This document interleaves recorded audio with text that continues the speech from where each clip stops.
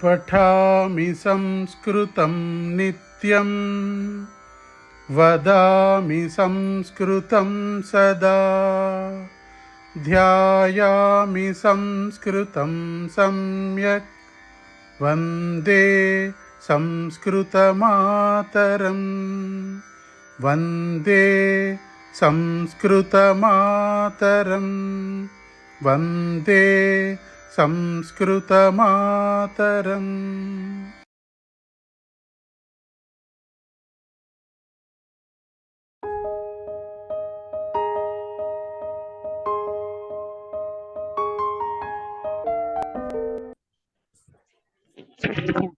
ఏకతా మంత్రం కాదు, ధ్యేయ మంత్రం.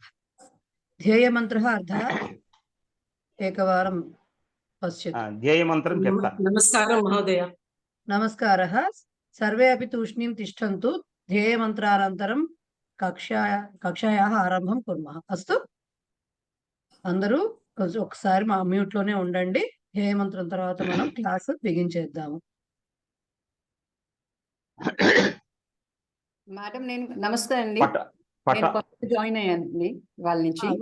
వాణి గారు ఒక్క నిమిషం, ధ్యేయ మంత్రం తర్వాత. ఓకే, మంచిదండి. ధ్యేయ మంత్ర మహోదయ గాయతు. ధ్యేయ మంత్ర పఠామి సంస్కృతం నిత్యం వదామి సంస్కృతం సదా ధ్యాయామి సంస్కృతం సమ్యక్ వందే సంస్కృతమాతరం సంస్కృతస్య ప్రసారాయ నైజం సర్వదదామ్యహం సంస్కృతస్య సదా భక్తే వందే సంస్కృతమాతరం సంస్కృతస్య కృతే జీవన్ సంస్కృతస్య కృతే యజన్ ఆత్మానమాహుతం మన్యే వందే సంస్కృతమాతరం. ధన్యవాదः మహోదయే. మహోదయ, నైజం సంస్కృతస్య ప్రసారాయ నైజం సర్వం దదామ్య. అస్తు, సర్వం దదామ్య. తర్వాత కూడా సంస్కృతస్య సదా భక్తే కాదు, సదా భక్తో. సదా అంటే ఎప్పుడు సంస్కృతానికి భక్తుడిగా ఉంటాను అని చెప్పడం అన్నాడు. సదా భక్తో, భక్తే కాదని భక్తో. అస్తు. వాణి శ్రీరామ్ గారు పరిచయం చేసుకోండి మేడం. నమస్కారం అండి అందరికి. నా పేరు వాణి శ్రీరామ్. మాది హైదరాబాద్ అండి. ప్రస్తుతం ఫ్రాన్స్ లో ఉన్నాను. హస్బెండ్ కి ఇక్కడ జాబ్, సో ఐఎమ్ హియర్ అండి. సో టైమింగ్ మీకు కొంచెం ఆడ్ గా ఉందేమో. లేదండి, ఇక్కడ summer timing 3.5 hours behind India time. ఇది ఇప్పుడు 11:30 మార్నింగ్ 11:30 అయిందండి. సో ఇట్స్ కన్వీనియంట్ అండి. Okay, fine fine. ఇంకెవరన్నా ఉన్నారా అండి కొత్తగా వచ్చిన వాళ్ళు? ఈ వారమే క్లాస్ ఇప్పుడే వచ్చిన వాళ్ళు? Okay, fine. నేను లెసన్ చెప్పేటప్పుడు అందరినీ మ్యూట్ లో పెడుతూ ఉంటాను. డౌట్స్ వచ్చిన వాళ్ళు ఎవరైనా హ్యాండ్ రైజ్ బటన్ ప్రెస్ చేస్తే అప్పుడు నేను మధ్యలో వాళ్ళకి అవకాశం ఇస్తాను. కాబట్టి లేకపోతే డిస్టర్బెన్స్ చాలా వస్తుంది క్లాస్ లో. ఓకే. సో లాస్ట్ వీక్ అంటే ఫస్ట్ క్లాస్ లో మనం ఏం చూసాము? గ్రామర్ అంటే ఏమిటి, అసలు వ్యాకరణంలో మనం స్టార్ట్ అయ్యేది ఏం స్టార్ట్ చేస్తాము అనేది చూసాం. సో వ్యాకరణంలో మనకేముంటాయి? భాష అనగానే మనకు మొదలయ్యేది అక్షరాలతో మొదలవుతుంది. సో అక్షరాల నుంచి స్టార్ట్ చేస్తే మనము వర్ణమాల అంటే ఏంటో చెప్పుకున్నాము. దాంట్లో స్వరాహ వ్యంజనాని సంయుక్త అక్షరాణి భవంతి ఇది జ్ఞాతం అస్మాభిః అంటే మనం తెలుసుకున్నాము. ఓకే. పదం అంటే వర్ణానాం సమూహ అంటే గ్రూప్ ఆఫ్ లెటర్స్ అంటే కొన్ని లెటర్స్ కలిపితే మనకి పదం అవుతుందని. వాక్యం అంటే కొన్ని పదాలు కలిసి. ఇవన్నీ ఏ భాషకైనా ఉండేవే, కొత్తగా సంస్కృతానికి మాత్రమే స్పెషల్ గా ఉండేవైతే కాదు. వ్యంజనం అంటే ఏంటో తెలుసుకున్నాం. సంయుక్త అక్షరం అంటే ఏంటో తెలుసుకున్నాం. సంయుక్త అక్షరం అంటే ఒక రెండు వ్యంజన అక్షరాలకి మధ్యలో అంటే రెండు హల్లులకు మధ్యలో అచ్చు లేకుండా రెండు హల్లులు కనుక జాయింట్ అయితే, రెండు or more than that join అయితే దాన్ని సంయుక్త అక్షరం అంటారని తెలుసుకున్నాము. నెక్స్ట్, సంస్కృతంలో 3 లింగాలు ఉంటాయి. పుంలింగం, స్త్రీలింగం, నపుంసకలింగం. అది అన్ని భాషల్లోనూ ఉంటుందని తెలుసుకున్నాము. వచనాలు కూడా 3 ఉంటాయని తెలుసుకున్నాము. అంటే ఏకవచనం బహువచనమే ఉంటుంది మిగతా భాషల్లో. బట్ సంస్కృతంలో డ్యూయల్ అంటే ద్వివచనం అనేది కూడా ఉంటుంది. ద్వివచనం అని చెప్పడానికి 2 లేకపోతే 2 అని చెప్పడానికి కూడా ప్రత్యేకమైనటువంటి శబ్దములు ఉన్నాయి అని తెలుసుకున్నాము. నెక్స్ట్ 7 విభక్తులు ఉంటాయని ఊరికనే మాట వరుసకు మాత్రమే తెలుసుకున్నాం. ఈ ప్రథమ, ద్వితీయ, తృతీయ, చతుర్థి, పంచమి, షష్ఠి, సప్తమి 7. సంబోధన ప్రథమ కూడా ప్రథమాలోకే వస్తుంది. సంబోధన ప్రథమ అంటే ఏం లేదు, అది అడ్రసింగ్ కోసం వాడతారు. సో ఇవి జస్ట్ ఈ కేసెస్ అంటారు, వీటిని సప్త విభక్తయ. వీటికి ఏంటి పరిస్థితి, ఇవన్నీ కూడా నెక్స్ట్ లెసన్ నుంచి ఒక్కొక్క విభక్తి ఒక్కొక్క లెసన్ లో చదువుకుంటూ వెళ్తాము. మొత్తం 7 విభక్తులు చదువుతాం అనమాట, విత్ రూల్స్. అంటే ఏ విభక్తి ఎప్పుడు వాడాలి అనేది నెక్స్ట్ ఒక్కొక్కటి చదువుకుంటూ వెళ్తాము, అది చెప్పుకున్నాము. నెక్స్ట్ అంతము, పదస్య అంతః అంటే ఏంటో చూసాము. అంటే బాల అనే శబ్దం ఉంది అంటే అది ఏ అంత శబ్దము అని చెప్తాము, అంటే దాన్ని ఇలా విడదీయచ్చు. ఓకే, బాల అనే శబ్దంలో బకారము, ఆకారము, లకారము, అకారము అంటే వ్యంజనాన్ని, ఇది వ్యంజనం అంటారు ఇలా ఉండేదాన్ని. దాన్ని యాజ్ ఇట్ ఈస్ గా అని పలకలేము. సో అది ప్రొనౌన్స్ చేయడానికి, దాన్ని ఉచ్చరించడానికి మనకు కంపల్సరీగా ఒక స్వరాక్షరం యొక్క సహాయము అవసరము. కాబట్టి బా అనే చోట దాన్ని మనము బ్ ప్లస్ ఆ, ల్ ప్లస్ అ అని రాస్తాం. సో చివరిగా వచ్చినటువంటి లెటర్ ఏముంది, అది అంతము. పదస్య అంతః అంటే ఏంటి, లాస్ట్, ఎండింగ్ అని అర్థం. సో అకారము, సో ఈ బాల శబ్దం అందుకని ఏమైంది, అకార అంతః శబ్ద, అకారాంత శబ్ద అంటారు. అలాగే శాల అని తీసుకుంటే ఇది ఆతో ఎండ్ అవుతుంది కాబట్టి దీన్ని ఆకార అంతః అంటే ఆకారాంత శబ్ద అంటారు. అలాగే ఫల శబ్దం తీసుకుంటే ఇది కూడా అకారాంత శబ్దమే అవుతుంది. అయితే ఈ 3 ఎందుకు తీసుకున్నాము అంటే వాళ్ళు అలా ఇచ్చారు కాబట్టి పుస్తకంలో మనం కూడా అవే తీసుకుని ఎక్స్ప్లెయిన్ చేసుకున్నాం. బాలహ అనేది పుంలింగ శబ్దము అని చెప్తున్నాము. జనరల్ నొటేషన్, జనరల్ గా ప్రస్తుతం వెరీ ఫస్ట్ స్టేజ్ లో ఉన్నాం కాబట్టి తెలుసుకోవాల్సిన విషయం ఏంటంటే పుంలింగ శబ్దాలు విసర్గలతో ఉంటాయి మోస్ట్లీ. అండ్ స్త్రీలింగ శబ్దాలు ఆ, ఈ, ఊ అట్లా దీర్ఘాంతాలై ఉంటాయి. నపుంసకలింగ శబ్దాలు అంటే మకారాంతాలై ఉంటాయి. యూజువల్ గా అంటే ఫలం అని ప్రథమా విభక్తులు ఫలం అని చెప్తాము. సో ఫల శబ్దం అనే అంటాము, అనేది అక్షరం కింద లెక్కేసుకోము కాబట్టి. సో ఫల శబ్దం అని అంటాం కానీ అది ఫలం అనే రూపం తీసుకుంటుంది. సో అది నపుంసకలింగం అవుతుందని చెప్పాము. దానికి ఏకద్వివచనాలు, ఏకద్వి బహువచనాలు ఎలా ఉంటాయి అనేది చూసుకున్నాము. బాలహ, బాలౌ, బాలాహ, శాలా, శాలే, శాలాహ, ఫలం, ఫలే, ఫలాని అని చెప్పుకున్నాం. అయితే ఇక్కడ మన ప్రవేశాకు సంబంధించినంత వరకు ద్వివచన ప్రయోగం చాలా ఏదో 1, 2 దీంట్లో తప్పించి 1, 2 సందర్భాల్లో తప్పించి జనరల్ గా అవాయిడ్ చేస్తారు. ఎందుకంటే ఫస్ట్ లోనే ద్వివచన క్రియాపదాలు కానీ ద్వివచనానికి సంబంధించిన మాటలు గుర్తుపెట్టుకోవడం కష్టం కాబట్టి ఏకవచనం బహువచన ప్రయోగమే ఎక్కువగా కనబడుతూ ఉంటుంది. సో బాలహ, బాలాహ, శాలా, శాలాహ, ఫలం, ఫలాని ఇవి బాగా గుర్తుపెట్టుకోవాల్సిన మాటలు. అవే ఇక్కడ కూడా రాయడం జరిగింది. నెక్స్ట్ మనం పురుషులు అని చదువుకున్నాం. ప్రథమ పురుష, మధ్యమ పురుష, ఉత్తమ పురుష. ఓకే, 3 పురుషులు ఉంటాయి అని ఊరికే చెప్పుకున్నాం వాటి గురించి, రైట్. మనకి ఇంగ్లీష్ లో ఉన్నట్టుగానే, అందుకనే ఇక్కడ నేను ఇన్ ఇంగ్లీష్ 3rd పర్సన్ అని రాశాను. ప్రథమ పురుష అంటే ఉత్తమ పురుష అంటే ఫస్ట్ పర్సన్. యూజువల్ గా మనకి ఎవరైతే సంభాషణ జరుగుతుంది అనుకోండి, సపోజ్ సంభాషణలో ఇన్వాల్వ్ అయ్యి సంభాషణ జరుగుతోంది, ఎవరైతే చెప్తున్నారో, మాట్లాడుతున్నారో, ఎవరైతే ఒక విషయం చెప్తున్నారో వాళ్ళకి సంబంధించి వాళ్ళకి ఉత్తమ పురుష అవుతుంది. అంటే అహం అనేది ఉత్తమ పురుష అవుతుంది. ఆర్ వయం, ప్లూరల్ లో తీసుకుంటే వయం అంటారు. అహం అనేది నేను అని అర్థం అండి. వయం అంటే మేము ఆర్ మనము అని అర్థం వస్తుంది. అంటే ఐ అండ్ వి, వీటికి అర్థాలు. ఓకే, మధ్యలో వి బోత్ అనే దానికి కూడా వేరే పదం ఉంది, అది తర్వాత వస్తుంది.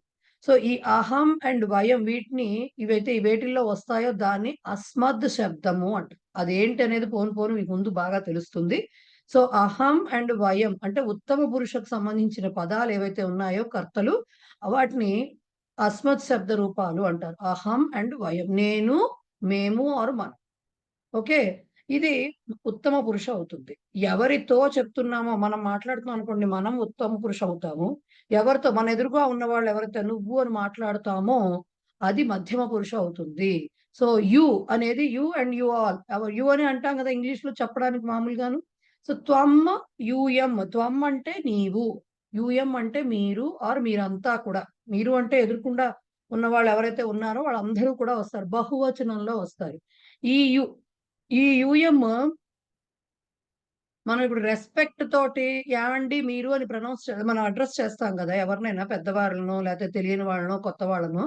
ఆ రెస్పెక్ట్ తోటి గౌరవవాచకంగా వాడేటువంటి శబ్దం కాదు యూఎం అంటే. యూఎం అనేది బహువచన శబ్దం. ఇప్పుడు మనకి ఎవరన్నా ఇంటికొచ్చినా, అతిథులొచ్చినా ఏమని చెప్తాం? రండి కూర్చోండి అంటాం. అంటే అక్కడ ఒకళ్ళే ఉంటారు. అయినా రండి కూర్చోండి అంటాం గదా! సో, రండి కూర్చోండి అన్నంత మాత్రాన అక్కడ బోలెడంత మంది ఉన్నారని కాదు. బోలెడంత మంది ఉన్నా అదే మాట అంటాం. బట్ గౌరవంగా చెప్పేటప్పుడు కూడా రండి, మీరు, ఏవండి అనే మాట మాట్లాడతాం. దానికి వేరే మాట వాడతారు సంస్కృతంలో. బట్ యూఎం అంటే మీరు అన్నామంటే అర్థము రెస్పెక్ట్ తోటొచ్చేది కాదు. యూఎం అంటే ఎక్కువ మంది అంటే నీవుకి బహువచనం మీరు. అది యూఎం మనం. సో, ఈ మాటల్ని మధ్యమ పురుష అంటారు. దాన్ని యుష్మద్ శబ్దము అంటారన్నమాట. ఓకే. You all. మరి ఫస్ట్ పర్సన్ ఇంకా నేను, నువ్వు కానీ మిగతా ప్రపంచం అంతా కూడా ఫస్ట్ పర్సన్ కిందకొస్తుంది. అంటే ప్రథమ పురుష కిందకొస్తుంది. ఫస్ట్ పర్సన్ అంటే ఇంగ్లీష్ కాదు, సంస్కృతంలో. నేను, నువ్వు కాదు. ఇంక మూడో వ్యక్తి అంటామే మనం. ఉన్నవాళ్ళు కాకుండా మూడో వ్యక్తి అంటే ఏంటి? అసలు యాక్చువల్ సిట్యుయేషన్‌లో ఇన్వాల్వ్ అయిన ఇద్దరు కాకుండా బయట వాళ్ళెవరో అని అర్థం. ఆ మూడో వ్యక్తి అనేవాళ్ళు వాళ్ళు అతడు, ఆమె అనొచ్చు. ఇతడు, ఈమె అనొచ్చు. వాళ్ళు, వీళ్ళు అని చెప్పొచ్చు. లేకపోతే పేర్లతోటి చెప్పొచ్చు. ఎవరో సో కాల్డ్ రామ లేతే సో కాల్డ్ సీత అని చెప్పొచ్చు. ఇంకా ఏదైనా కావచ్చు పదము. అవన్నీ కూడా ప్రథమ పురుష కిందకే వస్తాయి. ఒక్క నేను, మేము ఆర్ మనము అనేవి మాత్రం ఉత్తమ పురుష కిందకొస్తాయి. నువ్వు, మీరు అనేది మాత్రం మధ్యమ పురుష కిందకొస్తాయి. ఇవి 2 కాక నేను, నువ్వు కాక మిగిలిన లోకమంతా కూడా ప్రథమ పురుష కిందకే వస్తుంది. ఓకే. ఈ ప్రథమ పురుషులో మరి వచ్చేవేమిటి? ఇక్కడ ఏమిటి రాసాం మనము? మీకు మీ పుస్తకంలో మీ పేజ్ నంబర్‌లు డిఫర్ అవుతాయి. సో, చూసుకుంటే మీరొకసారి వాక్యాలిచ్చి భాషాభ్యాసం అని వాక్యాల తర్వాత ఇప్పుడు మనం రాసుకున్న అంటే టేబుల్స్ లాగా ఇచ్చారు. గమనిక అని పెట్టి పాయింట్స్ రాసాక ఆ పాయింట్‌లో ఫిఫ్త్ పాయింట్ నుంచి చెప్పుకుంటూ వచ్చాను. ఓకే. ఏమిటి చెప్పారు? తద్ శబ్దము అన్నారు. దకారాంత తద్ శబ్దః అన్నారు. తద్ అంటే ఒక తద్ అనే మాట నుంచి 3 వచ్చినాయి. అది కూడా మనం మొన్న అనుకున్నాం. సహ, సా, తత్. ఈ మూడిటికి కూడా ఆ అని మనం అంటామే తెలుగులో అక్కడి నుంచి వచ్చినవి అతడు, ఆమె, అది. సహ అంటే పుంలింగ శబ్దము. అతడు అని అర్థము. హి. ఓకే. అలాగే సా అంటే స్త్రీలింగ శబ్దము. ఆమె అని అర్థం. షీ. ఓకే. తత్ అంటే అది నపుంసకలింగ శబ్దము. దానికి అది అని అర్థం. That. So, he, she, that. He, she అంటే ఇక్కడ దేన్ని రిఫర్ చేస్తున్నాం? కొంచెం మనకి దూరంగా ఉన్నప్పుడో ఏదో సహ అని రిఫర్ చేస్తూ ఉంటాం. సో, అతడు, ఆమె, అది వీటికి సంబంధించిన పదాలేమిటి? సహ, సా, తత్. ఓకే. ఈ 3 కూడా తత్ శబ్దం నుంచే వచ్చాయన్నమాట. స్త్రీలింగ, పుంలింగ, నపుంసకలింగాలు 3 కూడా ఒక రూట్ నుంచి వచ్చాయి. దాన్ని తద్ శబ్దము అంటారు. దాని నుంచి వచ్చాయి. ఈ రూట్ అంటే ఇవన్నీ కూడా సర్వనామాలు కదా!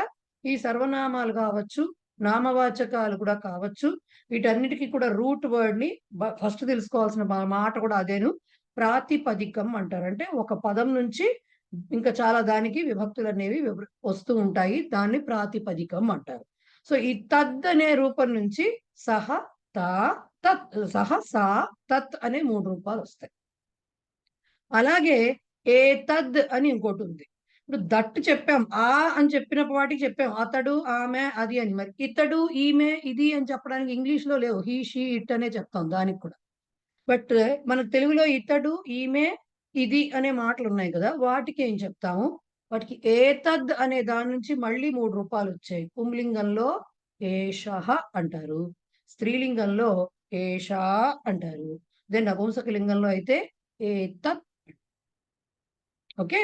ఏషః, ఏషా, ఏతత్. ఏషః అంటే ఇతడు. ఏషా అంటే ఈమె. ఏతత్ అంటే ఇది. ఓకే. ఎప్పుడైతే అతడు, ఆమె, అది అన్నామో మళ్ళీ వాటికి బహువచనాలు కూడా అంటే వారు అనే మాటొస్తుందిగా. అతడికి, ఆమెకి కూడా వారు అనే మాటే వస్తుంది. ఓకే. దే అంటామే ఇంగ్లీష్‌లో మనము సో దే అనే మాటకి మరి ఏమంటారు? ఇప్పుడు దే అనే ఒక్క మాటలోనే, లేకపోతే వారు అనే మాటలో వారందరూ మగవారు అవ్వచ్చు, వారందరూ ఆడవారు అవ్వచ్చు. కానీ సంస్కృతంలో అలా ఉండదు. వాటికి మళ్ళీ రూపాలు ఉంటాయి. సో సహాకి ఏకవచనం సహా అంటే అతడు అంటే పుంలింగ పదం. సహా అనేది పుంలింగ ఏకవచనం.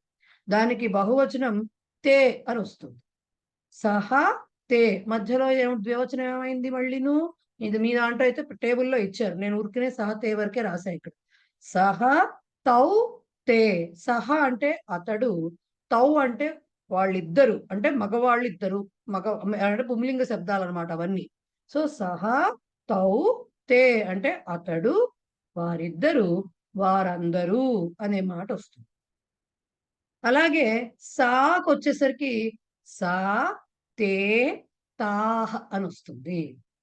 సా ఆమె, తే అంటే ఇక్కడ తే అంటే వాళ్ళిద్దరూ ఆడవాళ్ళిద్దరు అని చెప్పటము. తాహ్ అంటే వారందరూ అంటే ఆడవారిని ఉద్దేశించి. సహా పుంలింగము, సా అనేది స్త్రీలింగము. సో సాకి సా తే తాహ్ అని వస్తుంది. అలాగే నపుంసకలింగ శబ్దమైనటువంటి తత్కి తత్ తే తాని అని వస్తుంది. తత్ తే తాని. సో ఈ మాటలు గుర్తుపెట్టుకోవాలన్నమాట. సహ తౌతే సారీ శబ్దం వచ్చేస్తుంది. సా తే తాహ తత్ తే తాని. ఈ మూడు కూడా మీకు అక్కడ ఇచ్చారు వాళ్ళు. సహ తౌతే సా తే తాహ తత్ తే తాని. ఈ మూడు కూడా తత్శబ్దానికి సంబంధించిన పుంలింగ, స్త్రీలింగ, నపుంసకలింగాల్లో వివిధ వచనాలు అంటే ఏక, ద్వి అండ్ బహువచనాలు. ఎలా అయితే దీనికి తత్శబ్దానికి ఉన్నాయో మరి ఏ శబ్దానికి కూడా ఉండాలి కదా. అంటే ఏషః, ఏషా, ఏతత్ అనే వాటికి కూడా బహువచనాలు, ద్వివచనాలు ఉంటాయి కదా. ఎలా వస్తాయి? ఏషః పుంలింగం తీసుకుంటే మీకు టేబుల్లో అన్ని ఇచ్చారు అవి. మూడో టేబుల్ అది. ఏషః, ఏతౌ, ఏతే అనేది దానికి వస్తుంది, పుంలింగానికి వస్తుంది. అంటే ఇతడు, వీరిద్దరూ, వీరందరూ అనే మాట వస్తుంది. ఏషః, ఏతౌ, ఏతే. స్త్రీలింగంలో వచ్చేసరికి ఏషా, ఏతే, ఏతాః. అంటే సంస్కృతంలో విసర్గలు పలకటం చాలా కంపల్సరీ అండి. ఏషా, ఏతే, ఏతాః అంటే ఈమె, వీరిద్దరూ ఆడవారు అని అర్థం అనమాట. అలాగే ఏతాః అంటే వీరందరూ ఆడవారు అని చెప్పు. అట్లాగే నపుంసకలింగంలో కూడా ఏతత్ తీసుకుంటే ఇందాక తత్ తే తాని వచ్చినట్టుగానే ఏతత్, ఏతే, ఏతాని అంటే ఇవి, ఇవి రెండు, ఇవి అన్ని అని చెప్పుకో. తత్తే తాని అంటే అవి, అది, అవి రెండు, అవి అన్ని అని చెప్పుకో. సో ఏతత్, ఏతే, ఏతాని ఇది నపుంసకలింగ శబ్దం. ఇకపోతే మీ దాంట్లో ఇచ్చిన ఇంకొకటి ఇదం శబ్దం, మకారాంతం ఇదం శబ్దం అని చెప్పించారు. ఓకే, ఇదం శబ్దంలో మళ్ళీ ఇదం అంటే ఏమిటి? ఇదం అన్నా ఏతద్ అన్నా ఒకటే మీనింగ్. అంటే ఇది అని చెప్పేందుకే మీనింగ్. ఏషః ఎలాగో ఏతద్ శబ్దంలో ఏషః అనేది పుంలింగం అయినట్టుగానే ఇదం శబ్దంలో అయం అనేది పుంలింగం. అంటే ఏషః అన్నా ఇతడు అనే అర్థం, అయం అన్నా ఇతడు అనే అర్థం.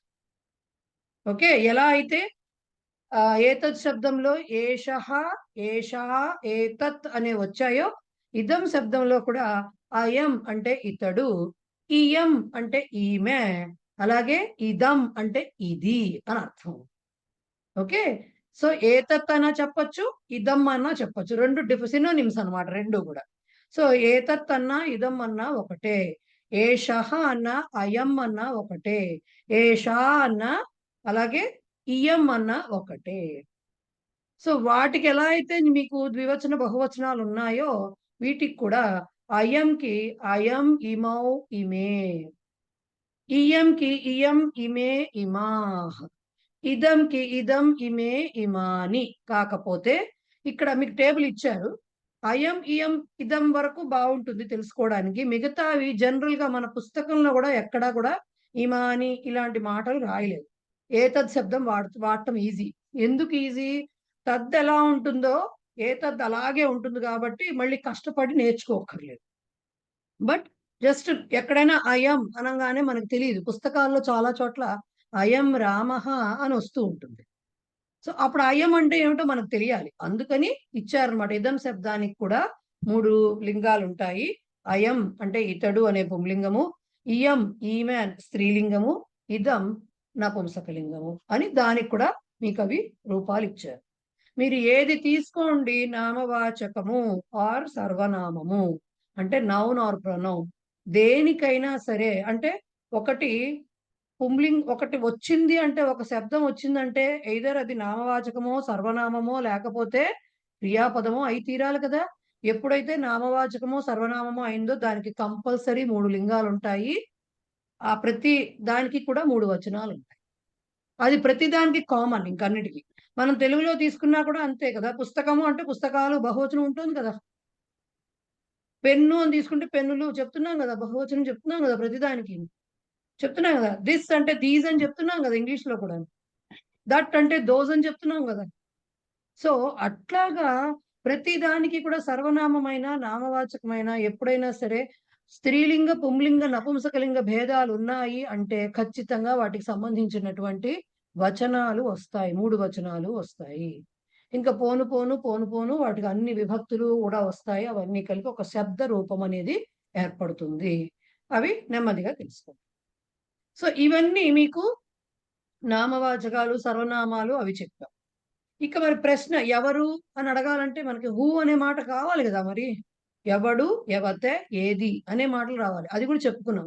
కహ, కా, కిం వీటన్నిటిని కిం శబ్ద రూపాలు అంటారు. కిం శబ్దానికి కహ అనేది పుంలింగ రూపం, కా అనేది స్త్రీలింగ రూపం, కిం అనేది నపుంసకలింగ రూపం.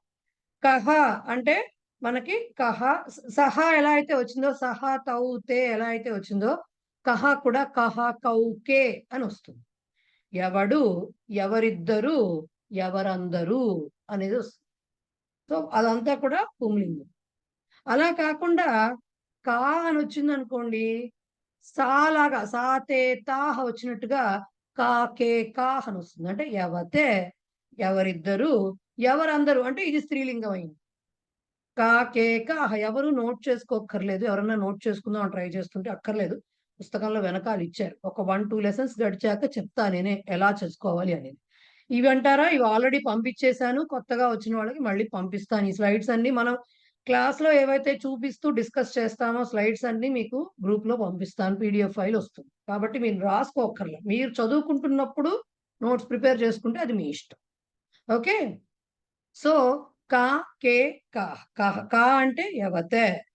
కే కే అంటే ఎవరిద్దరు స్త్రీలింగం. కాహ ఎవరందరూ స్త్రీలింగం. అలాగే కిం అనేది నపుంసకలింగ రూపం వస్తుంది. కిం, కే, కాని. తత్, తే, తాని లాగానే కిం, కే, కాని. సో, అంటే ఏమిటి అవి 2 ఏది, ఏ 2 ఏవన్నీ అని అడగడం అన్నమాట. ప్రశ్నవాచక శబ్దము. కిం అనేది ప్రశ్నవాచకాలు. కహ అంటే కూడా క్వెషన్ చేయడానికి ఉపయోగించే మాటలన్నమాట. కహ, కా, కిం. ఇవన్నీ ఒక రకంగా వచ్చినాయి గదా. మనకి శిబిరాల నుంచి వచ్చిన వాళ్ళకి బాగా వాడకం ఉండేది త్వం అనే మాట చెప్పరు. త్వం, యువాం. యువాం అంటే ద్వివచనం. యూయం అంటే బహువచనం. అహంకి ఆవాము వయం. ఆవాం అంటే ద్వివచనం అక్కడ. సో, త్వం మధ్యమ పురుషవి చెప్పరనమాట. ఎందుకు అంటే మధ్యమ పురుషకి క్రియాపదాలు అన్నీ గుర్తుపెట్టుకోవడం కష్టం. ప్రథమ పురుషుని తప్పనిసరిగా గుర్తుపెట్టుకోవాలి. నేను అని చెప్పడానికి తప్పనిసరిగా గుర్తుపెట్టుకోవాలి. మధ్యమ పురుషకి ఆల్టర్‌నేటివ్‌గా ఒక పదం ఉందన్నమాట. ఇక్కడ భవాన్, భవతి అని రెడ్ కలర్‌లో రాసున్నాయి చూడండి. కొత్తగా వచ్చిన వాళ్ళకి ఒకసారి చెప్తున్నానండి. నాది కంటిన్యూయస్ సెషన్ ఉండదు. 40 మినిట్స్‌కి బ్రేక్ వస్తుంది. జూమ్ సెషన్ నాది. సో, మళ్ళీ జాయిన్ అవ్వాల్సొస్తుంది. సో, అది చూపిస్తూ ఉంటుంది కూడా టైము. ఎంతసేపట్లో బ్రేక్ ఉంది అనేది. ఇంకో 9 మినిట్స్‌లో మళ్ళీ బ్రేక్ వస్తుంది. మళ్ళీ జాయిన్ అవ్వాలి క్లాస్. సో, భవాన్, భవతి అని 2 శబ్దాలున్నాయండి. సో, భవాన్ అంటే అర్థము మీరు, నువ్వు అనే యాక్చువల్‌గా నువ్వనే అర్థం. మీరు అని రెస్పెక్ట్‌తో మాట్లాడేది. భవాన్ అనేది పుంలింగ పదము ఏకవచనం. సో, మనం గబుక్కున ఎవరిని పడితే వాళ్ళని నువ్వు అనం గదా. సంస్కృతంలో తప్పు కాదు. అది అనడం. గురువునైనా సరే త్వం అని సంబోధించటం ఖచ్చితంగా రాజునైనా త్వం రాజా అని చెప్పడం అనేది అది అది ఉంది సంస్కృతంలో తప్పులేదు. కానీ మనం ఏంటంటే ఈ భవాన్ అనేది వాడుతూ ఉంటాం. ఎందుకు వాడతాము అంటే ఓన్లీ యుష్మత్ శబ్ద రూపమైనటువంటి త్వం, యూయం, యువాం, త్వం, యువాం, యూయం ఈ మూడే మధ్యమ పురుష కిందకొస్తాయి. భవాన్ అనేది వచ్చేసరికి ప్రథమ పురుష కిందకి వెళ్ళిపోతుంది. అప్పుడు మిగతా వాటికి ఏ రకంగా వాడతామో క్రియాపదాలు వీటికి కూడా అలాగే వాడొచ్చు. కాబట్టి మధ్యమ పురుష క్రియాపదాలను అవాయిడ్ చేస్తే ఫస్ట్ స్టెప్‌లో కాస్త కన్‌ఫ్యూజన్ తగ్గుతుంది అనే ఉద్దేశ్యంతో మధ్యమ పురుషుని కూడా అవాయిడ్ చేస్తారు. ఓకే. సో, భవాన్ అంటే ఇక్కడ అర్థం ఏంటి? ఎదురుగుండా ఉన్న పర్సన్‌నే యూ అని చెప్పడమే కొంచెం రెస్పెక్ట్ తోటి చెప్పడం అన్నమాట. ఏవండి, మీరు అంటామే ఆ టైపు భవాన్ పుంలింగం. దానికి స్త్రీలింగ రూపం భవతి. ఓకే. భవతి అని చెప్పటం. సో, ఈ రెండిటికి బహువచనాలు ఉంటాయి కదా మరి. భవాన్‌కి బహువచనం మీరందరూ అని చెప్పి వచ్చిన వాళ్ళు అతిథులు ఒక నలుగురున్నారనుకోండి. ముగ్గురో, నలుగురో. సో, బహువచనం అని చెప్పడం అంటే భవంతః అని చెప్పాలి. భవంతః సర్వే అంటే మీరందరూ, యూ ఆల్ అని అర్థం అన్నమాట. అలాగే స్త్రీలింగంలో భవంతః అనకూడదు కాబట్టి ఏమనాలి? భవత్యః అనాలి. ఓకే. భవత్యః అనే స్త్రీలింగం. ఇవి వాడటం వల్ల ఏమవుతుందంటే మీకు ఇప్పుడు క్రియాపదాలు మొదలుపెడతాను. క్రియాపదాలొచ్చేసరికి వాటికి ఈ ప్రథమ పురుష, మధ్యమ పురుష, ఉత్తమ పురుషకి డిఫరెంట్ క్రియాపదాలుంటాయి. సో, ఎప్పుడైతే మనకి భవాన్, భవతి వాడామో మనకి 1 సెట్‌ని కంప్లీట్‌గా అవాయిడ్ చేసుకోవచ్చు ప్రస్తుతానికి. కాబట్టి ఆ సౌలభ్యం కోసం భవాన్, భవతి వాడటం అనేది జరుగుతుంది. అండ్ వినడానికి కూడా త్వం అనేసరికి ఏదో ఏకవచన ప్రయోగం చేసినట్టు మనకు ఫీలింగొస్తుంది. సో, అందుకని భవాన్ అనేది వాడుతూ ఉంటారు. సో, ఇది యాక్చువల్‌గా ఈ ప్రథమ పురుష, మధ్యమ పురుష అండ్ ఉత్తమ పురుషకి సంబంధించినటువంటి విషయం. అదే మీకు దీంట్లో దాన్నేమంటారు? ఆహ్, గమనిక తర్వాత టేబుల్స్ వాటన్నిటితోటి మీకవి ఇచ్చారు. Yes sir. చెప్పండి సార్. ద్రోణం రాజు గారు, శ్రీనివాస్ చెప్పండి సార్. ఇప్పుడు ఎగ్జామ్ ఓరియంటేషన్‌లో కూడా మనం మధ్యమ పురుషని అవాయిడ్ చేయొచ్చా? చేయిస్తాం. ఇక్కడ మీకు ప్రవేశంలో ఎక్కడ మధ్యమ పురుష ప్రయోగం కనపడదు. కనపడదండి? ఎక్కడో ఒకటి 2 సందర్భాల్లో ఎక్కడో 2 సెంటెన్సెస్ కనపడతాయి గానీ, అవి నెగ్లిజిబుల్. ఎక్కడ మీకసలు సాధ్యమైనంత వరకు కూడా మొత్తంగా కూడా మీ కోర్సు 2 ఏళ్ల కోర్సులో కూడా మధ్యమ పురుష ప్రయోగం చాలా తక్కువ కనపడుతుంది. చాలా తక్కువ కనపడుతుంది. ప్రవేశంలో అయితే అసలు ఉండదు. మీరే చూస్తారు. ఈ వాక్యాలన్నీ కూడా మీరు ఎక్కడ చూసినా ఇప్పుడు మొదలెడతాను గదా వాక్యాలు. ఏకవచనం, బహువచనం ఉంటుంది. ప్రథమ పురుష ఏకవచనం, ప్రథమ పురుష బహువచనం. ఉత్తమ పురుష ఏకవచనం, ఉత్తమ పురుష బహువచనం ఉంటుంది. మధ్యమ పురుషది కూడా ఉంటుంది. కాకపోతే ఏమంటారంటే చూపించడానికి జస్ట్ ఊరికనే ఏమంటారు అవేర్‌నెస్ కోసం కొన్ని చోట్ల పెడతారంతే. ఎక్కడ అవి కనిపించవు బేసిక్‌గా. చాలా తక్కువ కనిపిస్తాయి. ఓకే. ఎందుకంటే మీకు అంటే లెసన్ నంబర్ 2 అంటే తీస్తే ఏంటి సార్? సారీ అండి. లెసన్ నంబర్ 2 తీస్తే ఆ! ఫస్ట్ వచ్చి వర్తమాన కాలం మధ్యమ పురుషతోటి స్టార్ట్ అయింది. స్టార్ట్ అయిన దాంట్లో ఫస్ట్ కన్‌ఫ్యూజన్ ఏంటంటే త్వం అన్న చోట ఒక హ్మ్. చోట త, వా 0 హ్మ్. ఒక చోటేమో హ్మ్. త, వా, అమ్ హ్మ్. ఒకే ఒక దాంట్లో వచ్చిందది. త్వం అటసి అన్న దాంట్లో వచ్చింది. మిగిలిన అన్నిట్లోనూ కూడా త్వం, త, వా 0. సో, మీకు అక్కడ ఐ వాస్ స్టక్. అది ఎగ్జామ్ ఓరియంటేషన్ సీరియస్‌నెస్ కాకపోతే we can simply ignore it అది. సీరియస్‌నెస్ అంటే లేదు. అట్లా కాదు. ఇప్పుడు ఏకవచనం, బహువచనాలు ఇస్తారు. మీరు సొంతంగా రాయక్కర్లేదు. అసలంటూ ఓకే. నేర్చుకోవాలి. ద్వివచనం అవాయిడ్ చేస్తారు. ఎందుకు నేను హ్మ్. అవాయిడ్ చేస్తారు మీ మధ్యమ పురుష కనిపించదని చెప్తున్నానంటే, అసలు మీకు అంటే నెమ్మదిగా ఒక్కొక్కటి చెప్పుకుంటూ వచ్చినప్పుడు అర్థమవుతుంది. ద్వివచనం కంప్లీట్‌గా అవాయిడ్ చేసి పక్కనవి చెప్పినప్పుడు బేసిక్ తెలియాలి. బేసిక్ తెలియకపోతే ముందుకెళ్ళలేరు. సో, బేసిక్ మధ్యమ పురుష తెలుస్తుంది. బట్ దాన్ని మీరు అవాయిడ్ చేస్తూ రాయొచ్చు. బేసిక్‌గా మీకు అన్ని అంటే క్రియాపదాలు చెప్తున్నప్పుడు బేసిక్‌గా ఏవైతే ఉంటాయో అవి నేర్పిస్తారు అన్ని చోట్ల. బట్ ట్రాన్స్‌లేషన్స్‌లో వాటిలో మీ సొంతంగా మీరు రాయాల్సొచ్చిన చోట you can avoid that. Okay. But basic అయితే రావాల్సిందే కంపల్సరీ. మీరు సెకండ్ లెసన్ వరకు వెళ్లారు. సెకండ్ లెసన్‌కి మీకు మీరంటున్న మకారము ప్లస్ లేతే 0 వచ్చింది, ఎలా వచ్చిందంటే దానికి సంబంధించిన నియమం గూడా తర్వాత చదువుకుంటూ వెళ్తారు. ఒక్కొక్కటే వస్తారు. ఇప్పుడే స్టార్ట్ చేశాం గదా! మనం నెమ్మదిగా వెళ్తాం. రైట్. సో, మధ్యమ పురుష సాధ్యమైనంత వరకు శిబిరంలో అయితే అసలు మధ్యమ పురుష ప్రసక్తుండదు. మనకిక్కడేంటంటే బేసిక్ లెవెల్‌లో వెళ్తారనమాట. తర్వాత అసలు కనిపించదు. ఇవి బేసిక్‌గా మీకు ఆహ్, ఏమంటారు పురుషులు, విభక్తులు, వచనాలు. విభక్తులు చెప్పా కదా, లెసన్ బై లెసన్ ఒక్కొక్కటి వింటూ వెళ్తాం.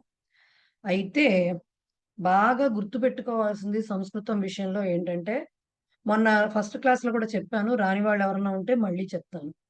మనకి తెలుగులో నపుంసకలింగము, పుంలింగము అంటే ఆ డిఫరెన్స్ ఎలా చెప్తాం స్త్రీలింగం అని అంటే, జస్ట్ పుంలింగం అంటే అందరూ మగవాళ్ళు, జాతి, మొత్తం మగ జాతి ఏదైనా కావచ్చు.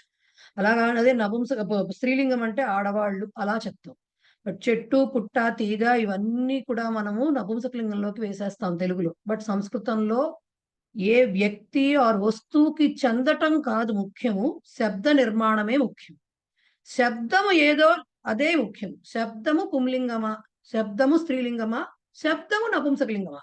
అంతేకాని ఆ శబ్దం దేనికి రిఫర్ అవుతోందో అది పుంలింగమా దాంతో సంబంధం ఉండదు. అందుకనే వృక్షః అనేది మనకు తెలుగులో చెట్టు అవుతోంది. అది నపుంసకలింగం అవుతోంది. కానీ ఇది పుంలింగ శబ్దం సంస్కృతంలో. శబ్దం వరకే ఇంపార్టెంట్. ఓకే. లత అనేది తీగ అది కూడా మనకి సంస్కృతంలో స్త్రీలింగ శబ్దం అవుతోంది. అంతే శబ్దమే స్త్రీలింగము. ఆ లత అనేది మనం ఊహించుకుంటాం. సన్నజాజి తీగో, మల్లె తీగో ఊహించుకుని అది నపుంసకలింగం గదా తెలుగులో. లేదు. అలాగ మ్యాచ్ చేసుకోకూడదు ఎప్పుడు గూడా. ఆ మ్యాపింగ్ అనేది ఖచ్చితంగా అలా ఉండకూడదు. సంస్కృతంలో శబ్దమే ఇంపార్టెంట్. ఆ శబ్దమే అది పుంలింగ శబ్దం అవుతోందా? స్త్రీలింగ శబ్దంగా మారుతోందా? లేతే నపుంసకలింగం అవుతుందా? ఒక్కొక్కసారి ఒకే అర్థం వచ్చేటటువంటిది పుంలింగంలోనూ ఉంటుంది, నపుంసకలింగంలోనూ ఉంటుంది. లేతే 3 లింగాల్లోనూ కనబడుతుంది. లేదంటే స్త్రీలింగం, నపుంసకలింగంలో ఉంటుంది. సో, అది ఎలా ఏర్పడతాయి అంటే దానికి చాలా రకాల గ్రామర్ రూల్స్ అన్నీ అటాచ్ అవ్వడం వల్ల ఒక్కొక్క శబ్దం అనేది రూపొందుతూ ఉంటుంది. కాబట్టి ఆ రకమైన మ్యాపింగ్ బ్రెయిన్‌లోంచి తీసేసుకో. మనం జు ఊ ఊ చెట్టు అని ఊహించుకుంటూ ఇక్కడ వృక్షం అలా వృక్షం అని రాయకూడదు. ఎందుకంటే తెలుగులో ఏమంటాం? వృక్షం అంటాం. రైట్? వృక్షం అంటాం. కానీ సంస్కృతంలో అలా రాయకూడదు. కుర్చీ అంటాం. కుర్చీ అంటే సంస్కృతంలో తెలుగులో కుర్చీ మన ఏదైతే ఉందో అది మనకి నపుంసకలింగం. కానీ ఆసందహ అనేది పుంలింగ శబ్దం. సో, శబ్దానికే ఇంపార్టెన్స్ కానీ శబ్దమే ప్రాముఖ్యత వహిస్తుంది కానీ ఎప్పుడు కూడా అది దేనికి రిఫర్ అవుతోందో ఆ ఆబ్జెక్ట్ కాదు. అది మనిషి అవ్వచ్చు, జంతువు అవ్వచ్చు, చెట్టు అవ్వచ్చు, లేతే ఇంకేదైనా వస్తువు అవ్వచ్చు. వాటికి ఇంపార్టెన్స్ లేదు. శబ్దానికే ఇంపార్టెన్స్. ఇది బాగా గుర్తుపెట్టుకోండి. సో, ఇకపోతే క్రియాపదాలు. ఇప్పుడు సర్వనామము, నామవాచకము వాటికేవో లింగాలుంటాయి. ఇవేవో రకరకాలుగా ఉన్నాయి. ఆ సర్వనామాల్లో 3 లింగాలు ఉంటాయని చెప్పుకున్నాం. క్రియాపదాలకొచ్చేసరికి ఏమవుతుందంటే, బేసిక్‌గా ప్రతి శబ్దము కూడా సంస్కృతంలో అనేది తెలుగులో గూడా ఉండే ఉంటుంది. మనం అంత డీప్‌గా ఎప్పుడు ఆలోచించి ఉండం. ఆ రకమైన చదువు మనం చదువుకొని ఉండకపోవచ్చు. బట్ సంస్కృతంలో ఏదైనా ఏదైనా ఒక రూట్ వర్డ్ ఒక మూలం నుంచి ఉద్భవిస్తూ ఉంటుంది. అది నామవాచకం అవ్వచ్చు, సర్వనామం అవ్వచ్చు, లేతే క్రియాపదం అవ్వచ్చు. ఏ రకమైన ఒక మాట అనేది ఏదైతే ఏర్పడుతోందో దీన్ని మనం ఒక పదం అని ఏదైతే అంటున్నామో, ఏదో ఒక మూలం నుంచి అది పుడుతూ ఉంటుంది. సో, ఆ మూలాన్ని ఏమంటారు అంటే నామవాచకాలు, సర్వనామాలు ఇవొచ్చే మూలాన్నేమో ప్రాతిపదికం అంటారు. అదే క్రియాపదాలొచ్చే మూలాల్ని ధాతువులు అంటారు. ధాతుహు అంటారనమాట. ఓకే. ధాతువు అంటే అది మెయిన్. ధాతువులు అనంగానే మనం ఏదో పంచలోహ ధాతువులు ఇలాంటివేవో ఆలోచించుకోకూడదు. ఇక్కడ ధాతువు అంటే సంస్కృతంలో ఏంటి అర్థము? మూలము. దేనికి మూలము? ఒక క్రియాపదం ఏర్పడటానికి మూలము. మరి అంటే ఏమిటి? క్రియ అంటే మీ అందరికీ తెలుసు వెర్బ్. చదవటం, రాయటం, పాడటం, లేవటం, లేకపోతే కూర్చోవడం, నించోవడం, మాట్లాడటం, నవ్వడం, ఏడవడం అన్నీ క్రియలే కదా! యాక్చువల్‌గా అలా ఉండడం అనేది కూడా క్రియే. సో, ఇవన్నీ క్రియలు. మనం దాన్ని ఏమని చెప్తున్నాం తెలుగులో? రాయటం, చదవటం అని చెప్తున్నాం. అదే ఇంగ్లీష్‌లో క్రియ అంటే ఒకటి క్రియని చెప్పాలంటే చదవటం అనే క్రియని ఏం చెప్తారు? టు రీడ్ అంటారు అంతవరకే. మనం చదువుకునేప్పుడు అలాగే చదువుతాం. To read. సో, మనం తెలుగులో ఏమని చెప్తాము? ఇంగ్లీష్ నేర్చుకునేటప్పుడు ఫస్ట్‌లో ఈ గో ఇలా చదివేటప్పుడు ఫస్ట్ ఏం చదువుతాము? వెళ్ళడం అంటే టు గో అని చదువుకుంటాం. మీనింగ్స్ చదువుకునేప్పుడు టు గో వెళ్ళుట, టు రీడ్ చదువుట, టు రైట్ రాయుట అని చదువుతాం. సో, ఈ రాయుట, చదువుట అనేవి క్రియలు. రైట్? అంటే మూలం. క్రియకి మూలం. ఆ చదవటం అనే క్రియ చదువుతున్నాను అవుతోందా? చదువుతున్నది అవుతోందా? చదువుతున్నాడవుతోందా? చదివేశాడవుతోందా? చదవబోతున్నాడవుతోందా? చదువుతూ ఉన్నాడవుతోందా? చదువుగాక ఇలాంటి ఫార్మ్స్ వస్తున్నాయా? ఇవన్నీ ఆ చదవటం అనే క్రియకి రకరకాల కాలాలు అంటాం కదా, టెన్సెస్ కదా. మామూలుగా present tense, past tense, future tense మనందరికీ తెలుసు. కాస్త ఇంగ్లీష్ గ్రామర్ చదువుకునే వాళ్ళు ఏమన్నా కంటిన్యూస్ టెన్స్లు, పర్ఫెక్ట్ టెన్స్లు ఇవన్నీ వస్తాయి, రైట్. సో బేసిక్ మనకు ఉన్న కాలాలు ఏంటి? 3 కాలాలు. సో టెన్సెస్, ప్రెసెంట్ టెన్స్ వర్తమాన కాలము, పాస్ట్ టెన్స్ భూతకాలము, అండ్ భవిష్యత్ కాలం ఫ్యూచర్ టెన్స్. సో ఆ చదవటం అనే క్రియ ఏదైతే ఉందో అదేమవుతుంది? ప్రెసెంట్ టెన్స్ లోకి వచ్చేసరికి చదువుతున్నాడు ఆర్ చదువుతున్నది అవుతుంది. ఓకే, పాస్ట్ టెన్స్ లో చదివేశాడు, చదివాడు, చదివింది అవుతుంది. ఫ్యూచర్ టెన్స్ లో చదవబోతున్నాడు, చదవబోతున్నది అవుతుంది. అది మారుతోంది కదా, క్రియ మారుతోంది కదా, తెలుగులో అయినా మారుతుంది కదా.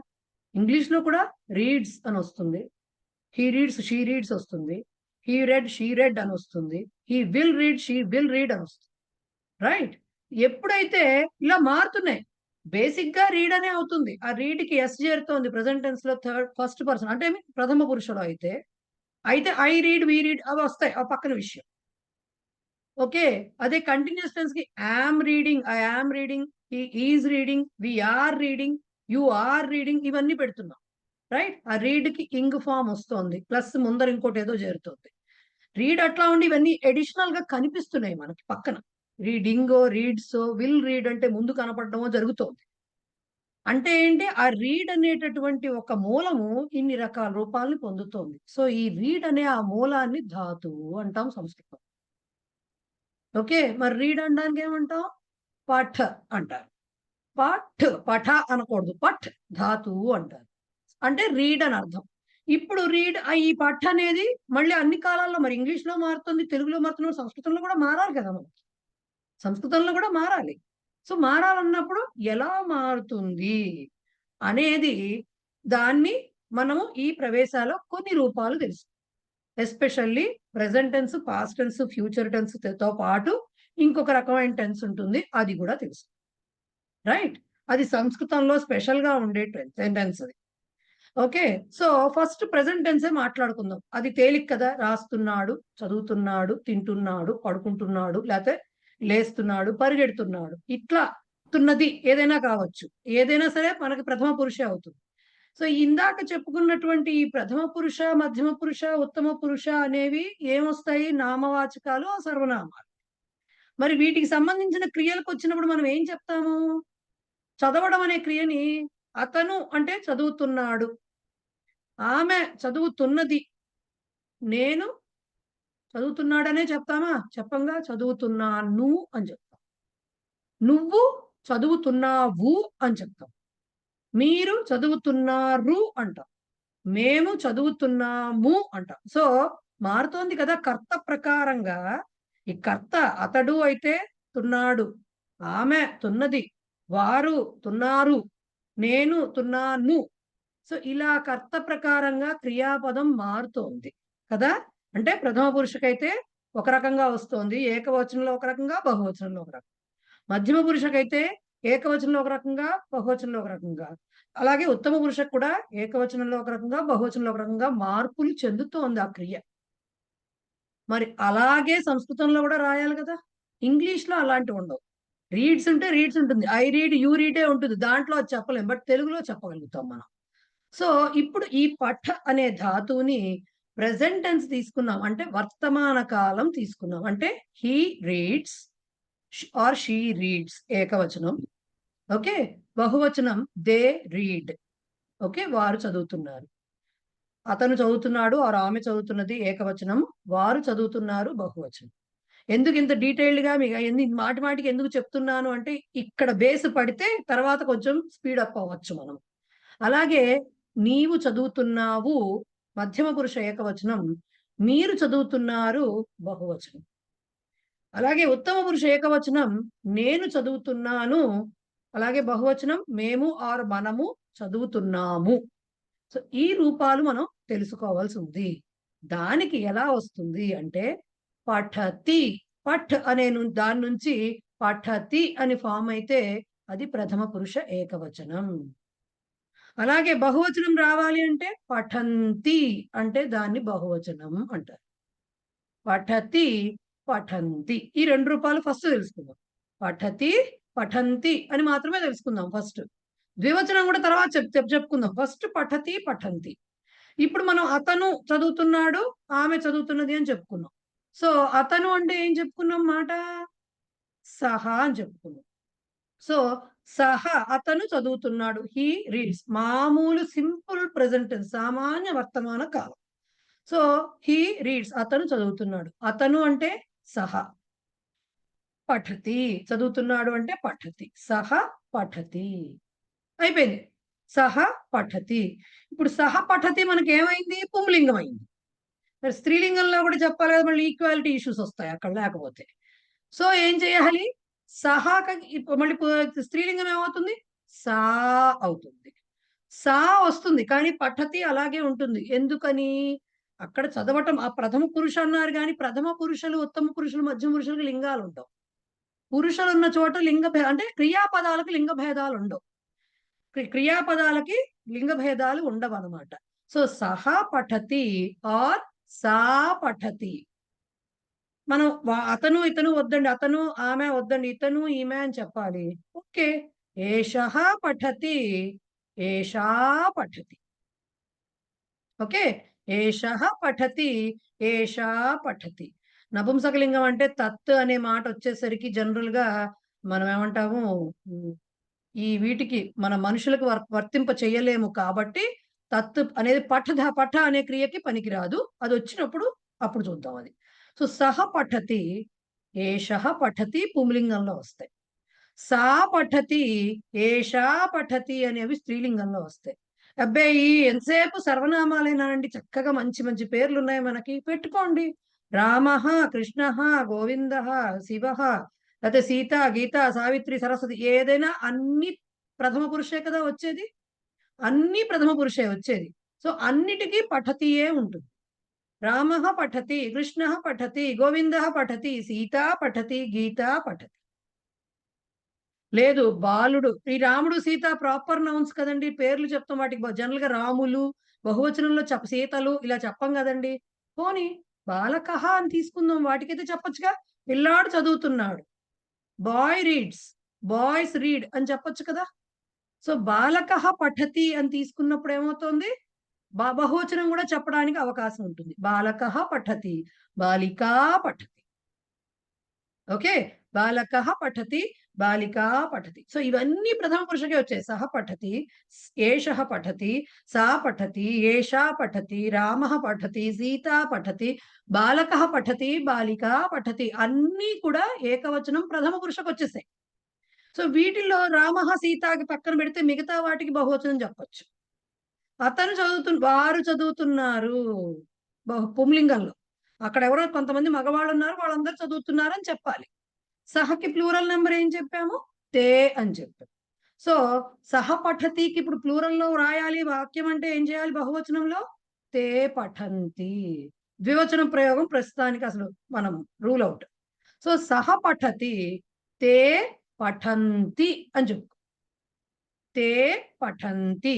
సిమిలర్లీ ఏషః పఠతి, దానికి ప్లూరల్ ఏంటో తీసుకోవాలి. ఏతే పఠంతి, ఏతే పఠంతి. ఇవన్నీ పుంలింగంలో అయినాయి.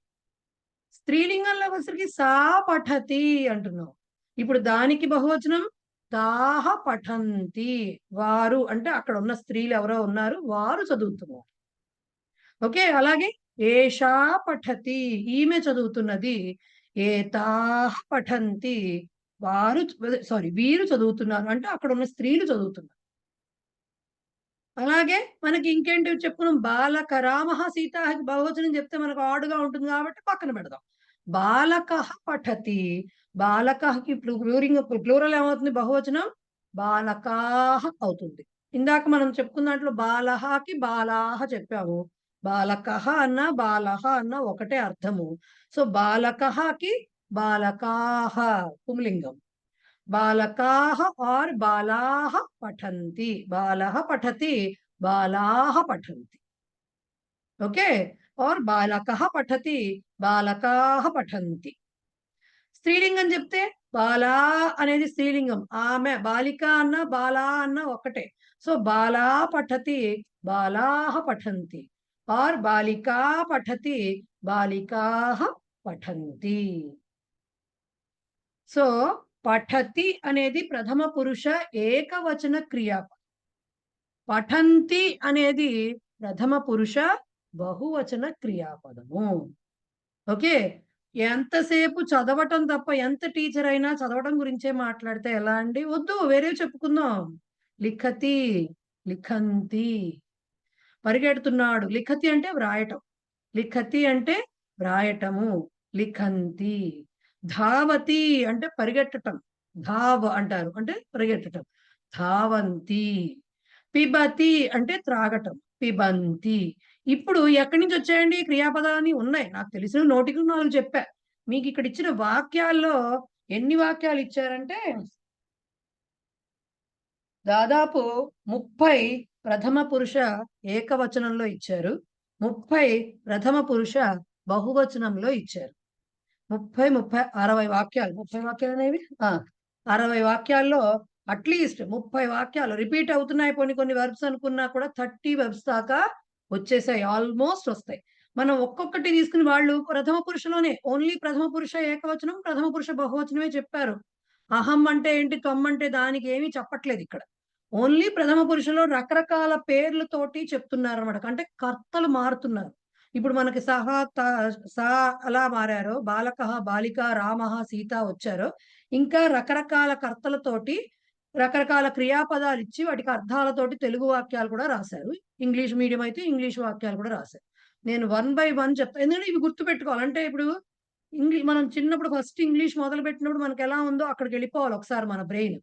మనకి తెలుగు మాత్రమే వచ్చినప్పుడు ఏం చేసేవాళ్ళం, ఇంగ్లీష్ పదం కొత్తది నేర్చుకుంటుంటే తెలుగులో దాని అర్థం తెలుసుకునేవాళ్ళం. అలాగే ఇప్పుడు సంస్కృత పదానికి తెలుగులో అర్థం ఆర్ ఇంగ్లీష్ లో అర్థం, ఎవరు ఏ భాష ఎంచుకుంటే దాంట్లో అర్థం తెలుసుకోవాలి. కాబట్టి ఈ క్రియలు తెలియడం, వాటికి అర్థం ఏమిటో, చూడటం అంటే ఏంటి, రాయడం అంటే ఏంటి, తాగడం అంటే ఏంటి, తినడం అంటే ఏంటి, నవ్వడం అంటే ఏంటి, వీటన్నిటికీ క్రియలు ఉన్నాయి, పదాలు ఉన్నాయి. అన్నిటికీ కూడా మనము నేర్చుకోవాలి. చిన్నప్పుడు ఎలా అయితే నేర్చుకున్నామో ఇప్పుడు సంస్కృతానికి తెలుగులో మీనింగ్లు నేర్చుకోవాలి. ఓకే, ఇవి స్టార్ట్ చేసి ఒక్కొక్కటి చదివి చెప్తాను. దాని ముందర విఎస్ మూర్తి గారు, సార్ మీరు హ్యాండ్ రైజ్ చేశారు, ఇందాక నేను ఆపలేకపోయాను మధ్యలో. అన్మ్యూట్ చేసుకుని మాట్లాడండి. మహోదయ, చదువుతున్నాడు మనకు తెలుగులో ఇంకోటి కూడా ఉంది, చదువుతూ ఉన్నాడని. అంటే ప్రెజెంట్ కంటిన్యూస్, అంటే సింపుల్ ప్రెజెంట్ చెప్పారు, సామాన్య వర్తమాన కాలం చెప్పారు. అంటే చదువుతూ ఉన్నాడని మనకి తెలుగులో అంటూ ఉంటాం, వాడు ఇంకా చదువుతూ ఉన్నాడు అని. చదువుతున్నాడు అంటే ఒక మీనింగ్, వేరే మీనింగ్ వస్తుంది మనకు తెలుగులో అయితే. అది ఇంగ్లీష్ లో కూడా ఉండొచ్చు, ఉంది. In fact is reading, he reads. So అది దీంట్లో ఒకసారి నాకు డౌట్ వచ్చింది, సందేహం. సంస్కృతంలో కూడా ఉంటుంది, కానీ అది మీరు 3వ లెవెల్లో తెలుసుకుంటారు, అప్పటి వరకు తెలుసుకోరు. నమస్కారం. Thank you. ముందు చాలా సంతోషం. అది 3 చదువుతూ ఉన్న. ఇప్పుడు నెక్స్ట్ నాది ఇంకో బ్యాచ్ నడుస్తోంది, మండే అండ్ ఫ్రైడే, వాళ్ళకి అవే చెప్తున్నా ప్రస్తుతం. అయితే ఇప్పుడు బుర్ర పాడు చేసుకోదలుచుకోలేదు. ఇప్పుడు అసలు ముందు అంతవరకు వెళ్ళొద్దు సార్, ఎందుకంటే కన్ఫ్యూజన్. మనకి ప్రాబ్లం అదే, చిన్నప్పుడు ఇవి రావు. టు గో చదువు, సారీ వెళ్ళుట, టు రీడ్ అని చదువుకుంటూ వెళ్ళిపోతాం వల్ల వేసుకుంటూ. అప్పుడు ఈ డౌట్లు రావు, ఎందుకంటే మనకు అప్పుడు ఏం తెలియదు. ఇప్పుడు మళ్ళీ క్లీన్ స్లేట్ చేసేసుకోవాలి. మనకు ఆల్రెడీ తెలిసిన పరిజ్ఞానాన్ని పక్కన పెట్టి కొత్తగా మొదలెట్టాలి.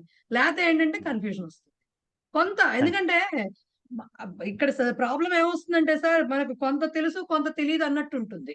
కొన్ని పదాలు మనం చదువుకుంటూ, అంటే మనం సంస్కృత శ్లోకాలు చదువుతున్నాం, లేకపోతే సంకల్పాలు చెప్పుకునే అలవాటు ఉన్నప్పుడు అప్పుడు, లేకపోతే సంధ్యావందనాలు అవి అలవాటు ఉన్నప్పుడు, లేకపోతే పెద్దవాళ్ళ బట్టి పాతకాలం వాళ్ళు అనుకోండి, కొంచెం తెలుగు బాగా చదువుకున్న వాళ్ళు 10th క్లాస్ వరకు, ఆ టైం వరకు వీళ్ళందరికీ ఇవన్నీ ఇంతే కదా, సిమిలర్ గా ఆ నాలెడ్జ్ ఇక్కడ చొప్పిద్దామని ట్రై చేసినప్పుడు ఏమవుతుందంటే ఎక్కడో క్లాష్ వస్తుంది, ఇది అర్థం కాదు మనకి. అందుకని ఇప్పుడు క్లీన్ స్లేట్ గా మొదలు పెట్టుకుని, నాకేమీ రాదు, నేను ఇక్కడ చిన్న పిల్లాడిని, ఇప్పుడే స్కూల్లో చేరానని మొదలు పెడితే హాయిగా ఉంటుంది, ప్రశాంతంగా. ఓకేనా సార్? 3వ లెవెల్లో వస్తాయి, చదువుతూ ఉన్నాడు అనేది లెవెల్. రైట్.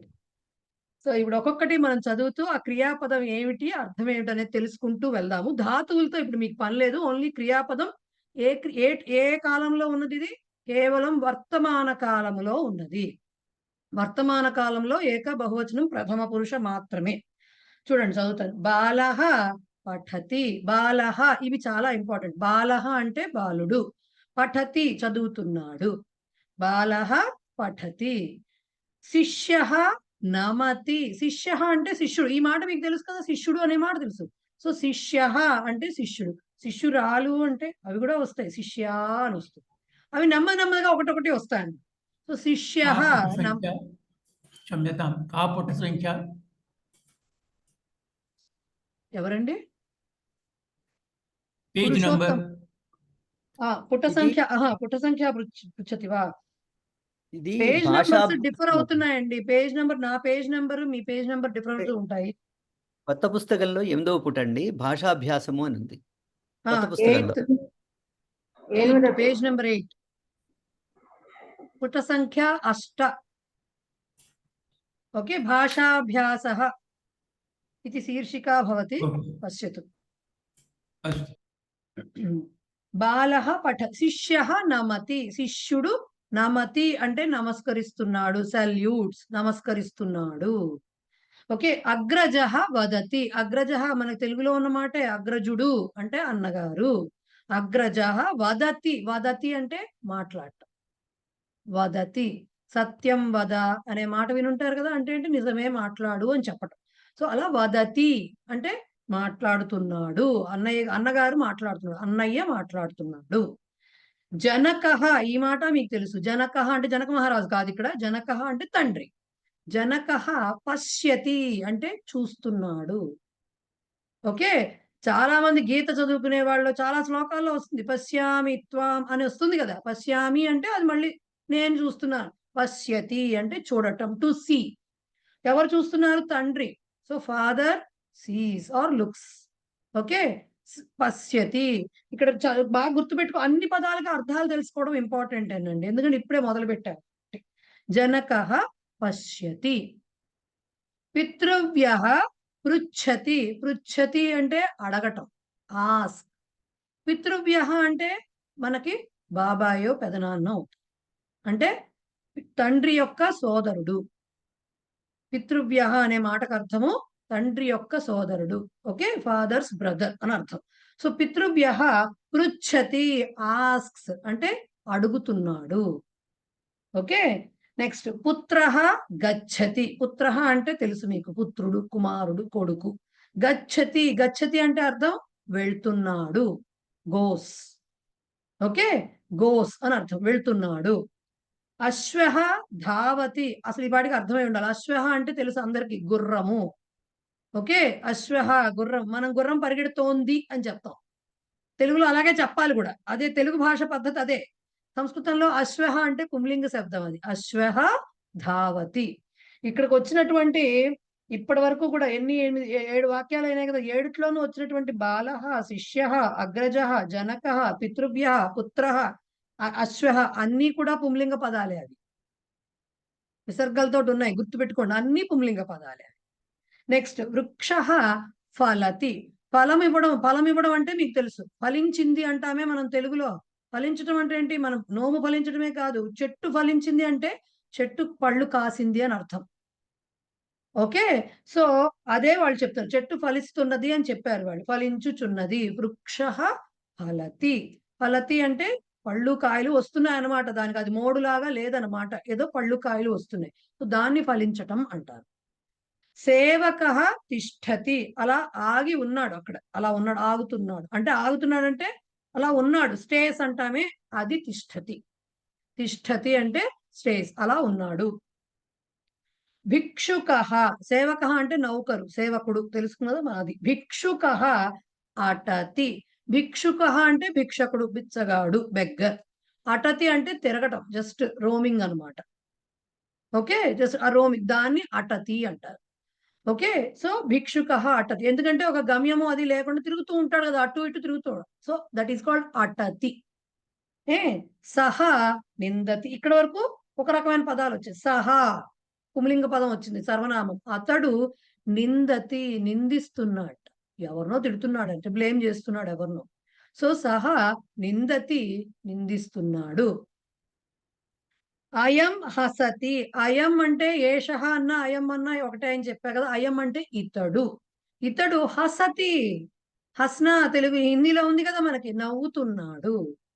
ఓకే, కొన్ని హిందీకి సిమిలర్ గా ఉంటాయి, కొన్ని ఇంగ్లీష్ తో సిమిలర్ గా ఉంటాయి, కొన్ని తెలుగుతో సిమిలర్ గా ఉంటాయి క్రియాపదాలన్నీ కూడా. సో అయం హసతి అంటే ఇతడు నవ్వుతున్నాడు.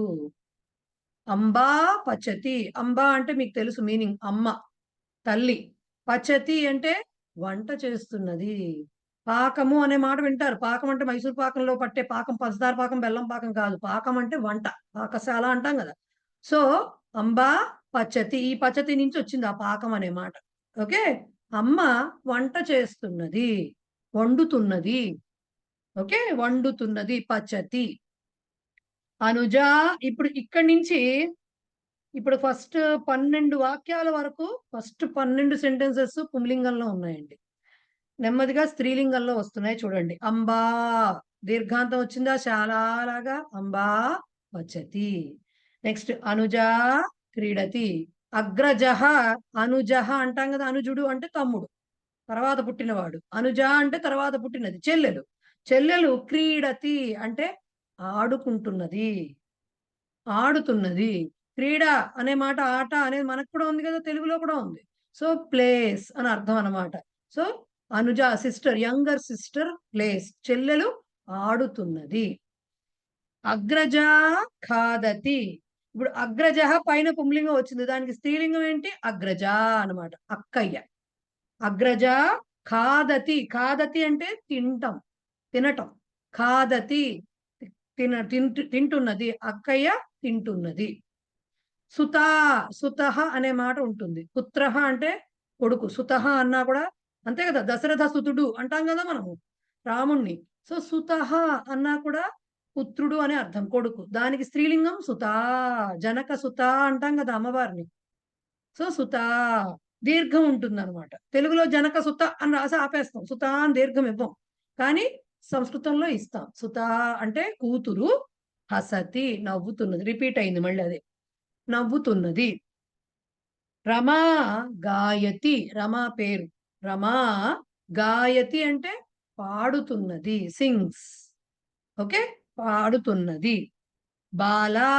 బాలహ పుంలింగం, బాలా స్త్రీలింగం. బాలా అన్నా బాలిక అన్నా ఒకటే అర్థం. అమ్మాయి, చిన్న పాప, గర్ల్ అనే గర్ల్. లిఖతి అంటే రాస్తున్నది, లిఖతి అంటే రాస్తున్నది. అలాగే గంగా వాహతి. గంగా అంటే గంగా నది, గంగా నది. వాహతి అంటే ప్రవహిస్తున్నది. ఓకే, ప్రవహిస్తున్నది, గంగా ప్రవహిస్తున్నది. అలాగే సీత పిబతి.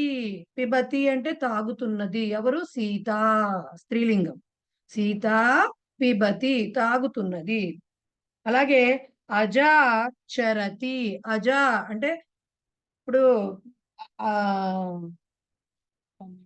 అజ అనే మాట వినుండాలి. అజహ అంటే మేక, అజహ అంటే మేక. ఆడ మేకని అజ అంటారు. దాంట్లో వాటిల్లో కూడా మనకు ఉంటాయి కదా పుంలి, మగ కుక్క, ఆడ కుక్క ఇట్లా ఉంటాయి కదా. సో అజ అంటే స్త్రీలింగం, ఆడ మేక. అజహ అంటే పుంలింగం. సో కానీ మనం మామూలుగా బ్రాకెట్స్ లో రాస్తారు, ఇక్కడ సంస్కృతంలో ఏంటంటే తెలుస్తూ ఉంటుంది కాబట్టి మేక. చరతి అంటే చర్వణం అనే మాట వినుంటారు, నెమరు వేయడం అనే దానికి వస్తుంది మాట. చరతి అంటే తినడం, అంటే మెయ్యడం. యాక్చువల్ గా ఇది మనకి మనుషులకి చరతి అనే మాట వాడరు యూజువల్ గా, జంతువులకి వాడతారు. సో అజ చరతి మేస్తున్నది.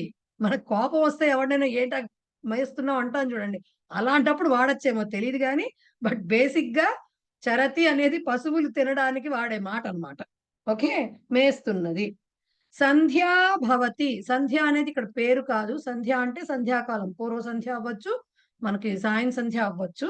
సంధ్యా భవతి. భవతి అంటే ఏంటి, అవటం, అంటే ఇట్ హ్యాపెన్స్, హ్యాపెనింగ్ అన్నమాట. దానికి భవతి అంటారు. ఓకే, భవతి అంటే సంధ్యాకాలం అవుతోంది అనమాట, సాయంత్రం అవుతోంది అంటాం కదా, అదనమాట విషయం. సంధ్యా భవతి. తర్వాత సహతోటి చెప్పాం అక్కడ వాక్యం ఒకటి, ఇక్కడ సా నయతి. నయతి అంటే తీసుకుపోవడం అన్నమాట.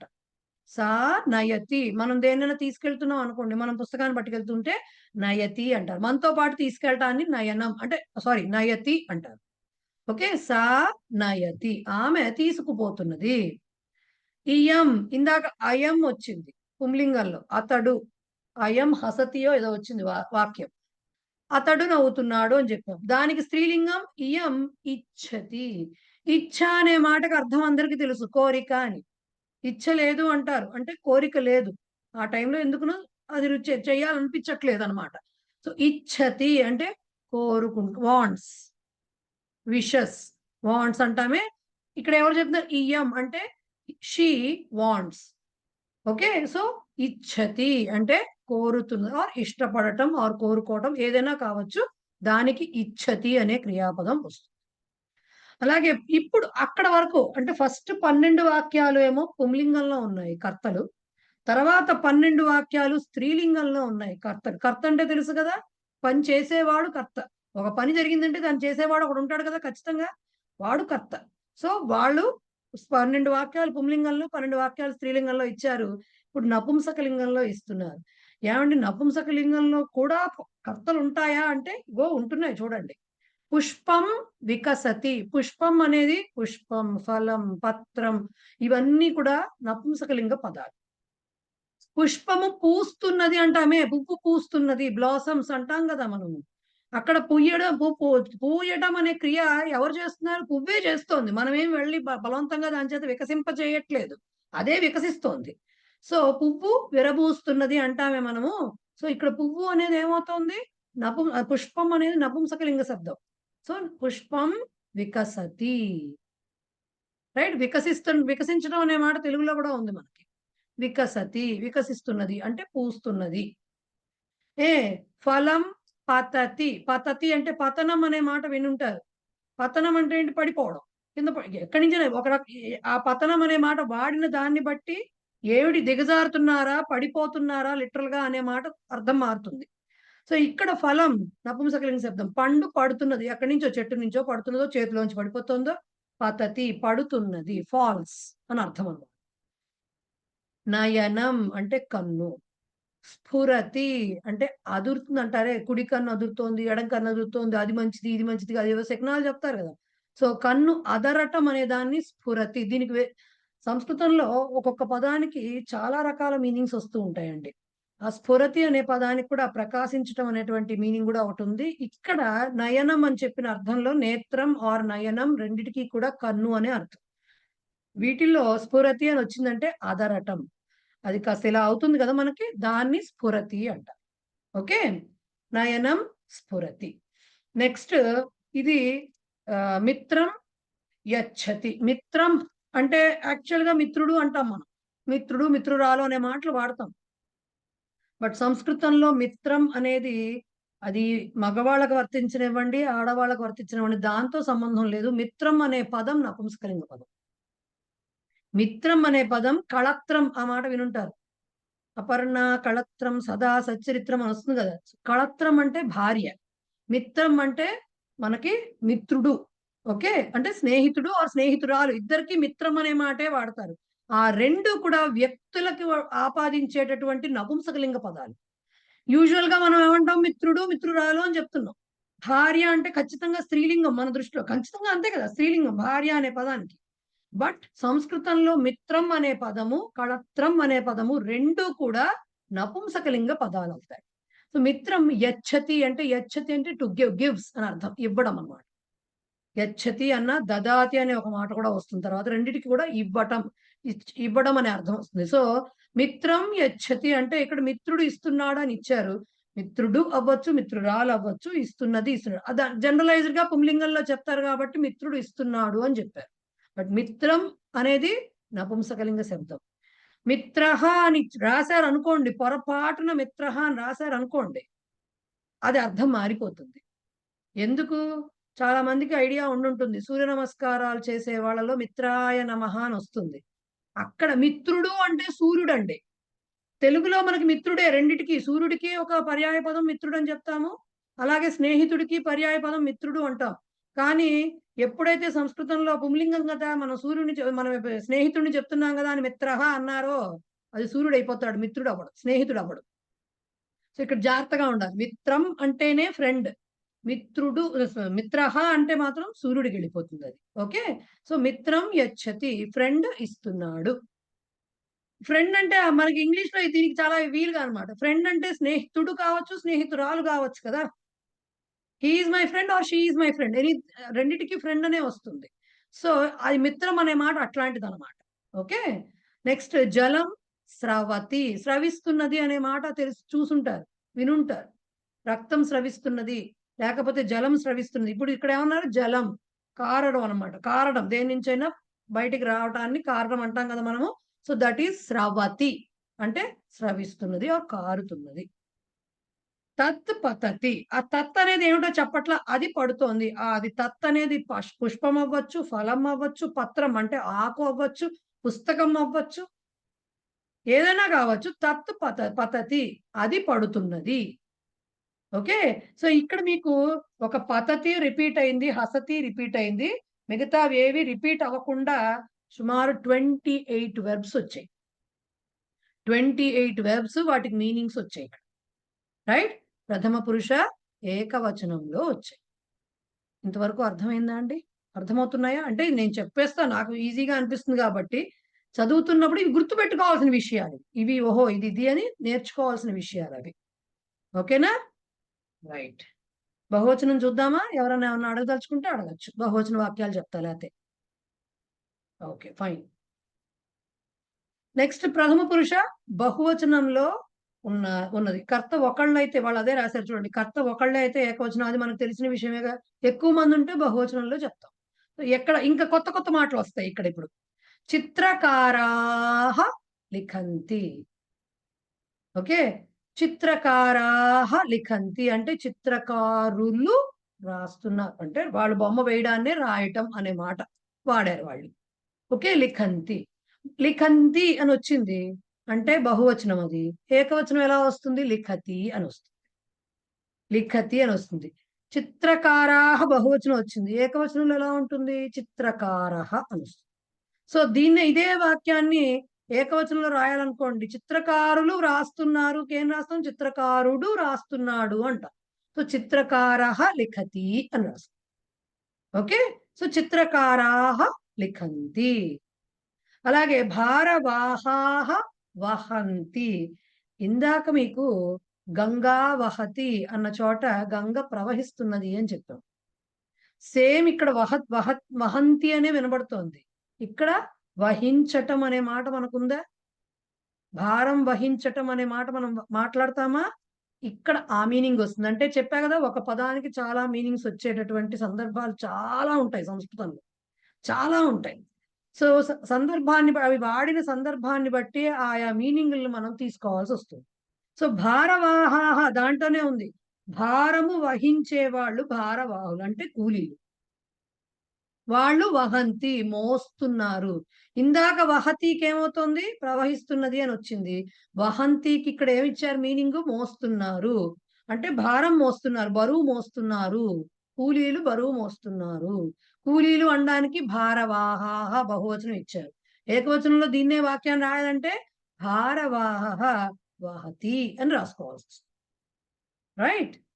నెక్స్ట్ చోరాః ధావంతి, అశ్వః ధావతి అని ఇచ్చాం ఇందాక, గుర్రం పరిగెడుతోంది. ఇప్పుడు దొంగలు, చోరులు అంటే తెలుసు కదా, చోరాః ధావంతి.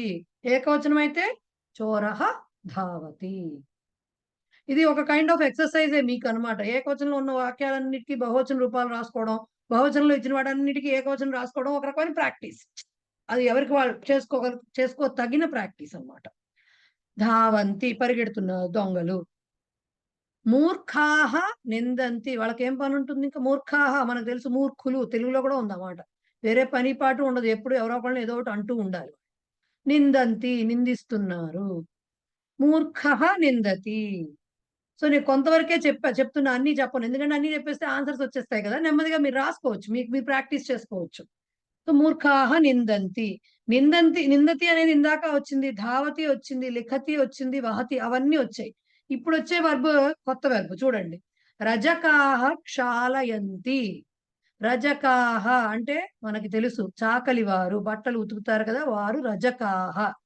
క్షాళయంతి, ప్రక్షాళన చేశారు అంటారు. అంటే ఏంటి? వాష్ చేసేసారు, కంప్లీట్ గా క్లీన్ చేసేసారు. సో క్షాళయంతి అంటే అర్థం ఏంటి? ఇక్కడ ఎవరు కడగడం అంటే, ఇక్కడ బట్టలు కడగడం అనరు కదా, వాళ్ళు ఉతుకుతున్నారు అని చెప్పాలి. రజకాః అంటే ఎవరు? మన చాకలి వారు. వాళ్ళు ఏం చేస్తారు? బట్టలు ఉతుకుతారు.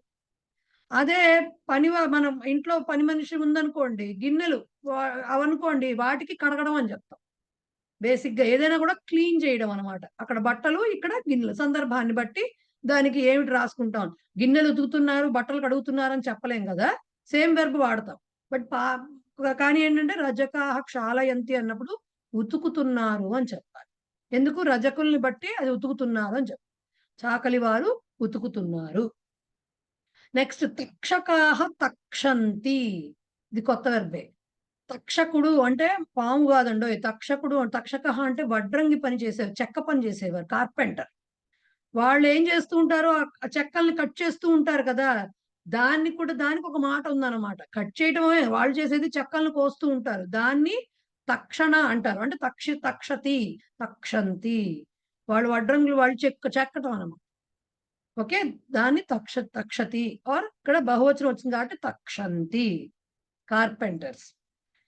నెక్స్ట్ గాయకాహ గాయంతి, ఇందాక కూడా గాయతి అనే వెర్బ్ వచ్చింది, పాడుతున్నారు. గాయకాహ ఈ మాట తెలుగులో ఉంది, గాయకులు బహువచనం, పాట పాడేవారు, గాయకులు పాడుతున్నారు. నటాహ నృత్యంతి, నటాహ అంటే నటులు. ఓకే, నటులు నృత్యంతి డాన్స్ చేస్తున్నారు, నర్తిస్తున్నారు, లేకపోతే నృత్యం చేస్తున్నారు, ఏదైనా అవ్వచ్చు. పాచకాహ పచంతి, ఇందాక అంబా పచతి వచ్చింది. పాచకాహ, పాచకులు అంటే ఎవరు? వంటవారు. ఎవరైతే వంట వాళ్ళు ఉన్నారో వాళ్ళు. పాచకాహ పచంతి, వండుతున్నారు. అలాగే భక్తాహ ధ్యాయంతి, భక్తులు ధ్యానిస్తున్నారు. ధ్యానం చేయడానికి దానికి కూడా ఒక వెర్బ్ ఉంది, ధ్యాయంతి. ఓకే, ధ్యాయంతి. నెక్స్ట్ ఏతే నమంతి, ఏతే అంటే వీరు, దేనికది? ఏషహాకి ప్లూరల్ ఏతే. సో ఏతే నమంతి వాక్యాన్ని ఏకవచనంలో రాయాలంటే ఏషః నమతి అని రాయాలి. ఓకే, ఏషః నమతి. తే జిఘ్రంతి, ఆఘ్రాణ శక్తి అనే మాట వినుంటారు, వాసన పీల్చే శక్తి. అలాంటిది అక్కడి నుంచి వచ్చిందే ఘ్రాణ శక్తి అంటే వాసన పీల్చడం, అక్కడి నుంచి వచ్చిందే ఈ వెర్బ్ జిఘ్రంతి. జిఘ్రతి అంటే స్మెల్ చూడటం, వాసన చూడటం. సో తే జిఘ్రంతి, వారు వాసన చూస్తున్నారు. ఇప్పుడు ఇది ఏకవచనంలో మార్చాలంటే సహ జిఘ్రతి అని రాయాలి. ఓకే, సహ జిఘ్రతి. అలాగే ఇమే స్మరంతి, స్మరిస్తున్నారు అంటే తలుచుకుంటున్నారు అంటాం కదా మనము, అదనమాట. గుర్తు చేసుకోవడం కావచ్చు, తలుచుకోవటం కావచ్చు, వీటన్నిటికీ కూడా స్మరణ. సో స్మరిస్తున్నారు, స్మరంతి. ఎవరు? ఇమే. ఇమే అన్నా ఏతే అన్నా ఒక్కటే. ఇమే, అయం వచ్చింది కదా, అయంకి ప్లూరల్ ఇమే. అయం నమతి, ఇమే సారీ, అయం స్మరతి, ఇమే స్మరంతి. ఓకే, నెక్స్ట్ వాక్యం ఏముంది? ఏతే వదంతి, వదంతి, వదతి వర్బ్ వచ్చింది ఇందాక కూడా. వదతి అంటే మాట్లాడటం. ఓకే, సో వదంతి, వీరు.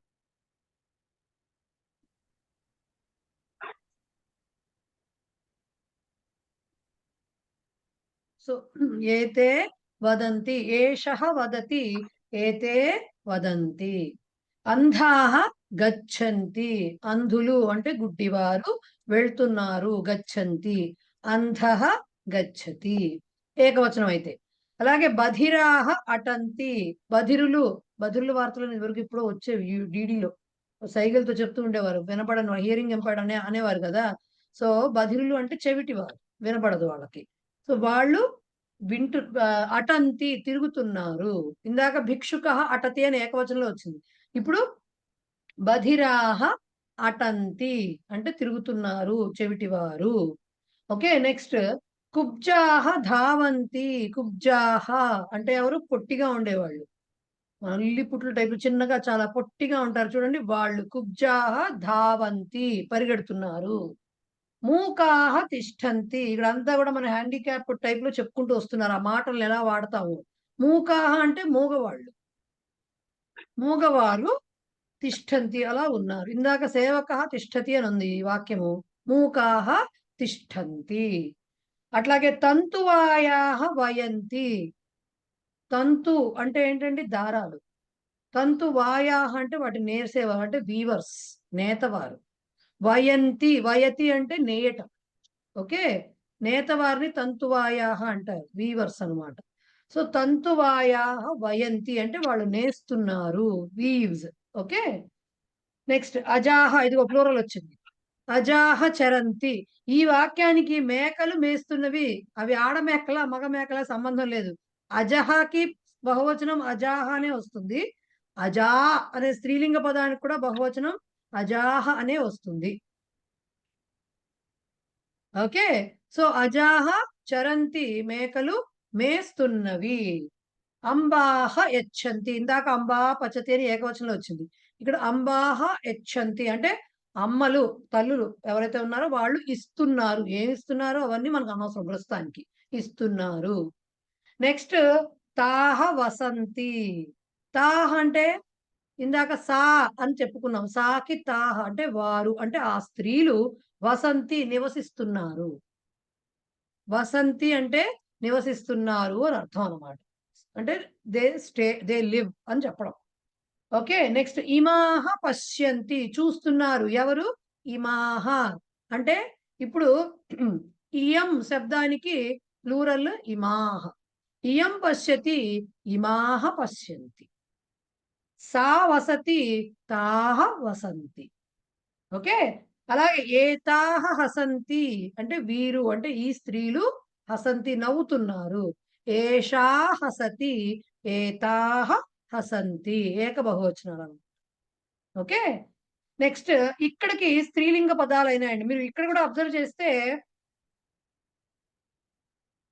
ఆల్మోస్ట్ దీంట్లో ఏమవుతుందంటే ఈ స్త్రీలింగ పదాల్లోకి వచ్చేసరికి మూకాహ లేకపోతే కుబ్జ ఇవన్నీ ఉన్నాయి కదా. చాలా వరకు స్త్రీలింగ పదాల్లో బహువచనం ఏకవచనాలకి, అంటే పుంలింగ బహువచనం స్త్రీలింగ బహువచనం సిమిలర్ గా ఉంటుంటాయి. లైక్ అజాహ. ఇప్పుడు బధిరాహ అన్నప్పుడు కూడా అది బధిరహకి ప్లూరల్ బధిరాహ అవుతుంది. బధిరా అనే దానికి కూడా ప్లూరల్ బధిరాహే అవుతుంది. సో కంబైన్డ్ గా వచ్చేస్తూ ఉంటాయి బహువచనంలోకి వచ్చేసరికి. నపుంసకలింగం కొంచెం డిఫరెంట్ గా ఉంటాయి చూడండి. పుష్పం వికసతి అన్నాం ఇందాక, పువ్వు పూస్తున్నది. ఓకే, ఇది పుష్పాణి వికసంతి. పుష్పంకి బహువచనం పుష్పాణి.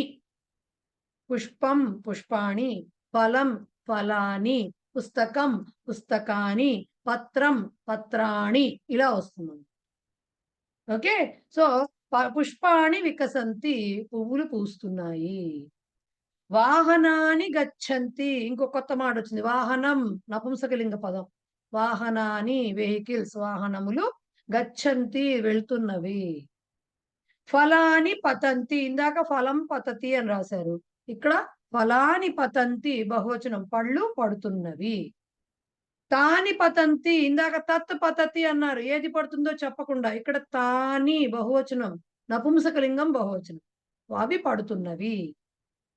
ఇమాని స్ఫురంతి, ఇమాని అంటే ఏమిటో చెప్పలేదు.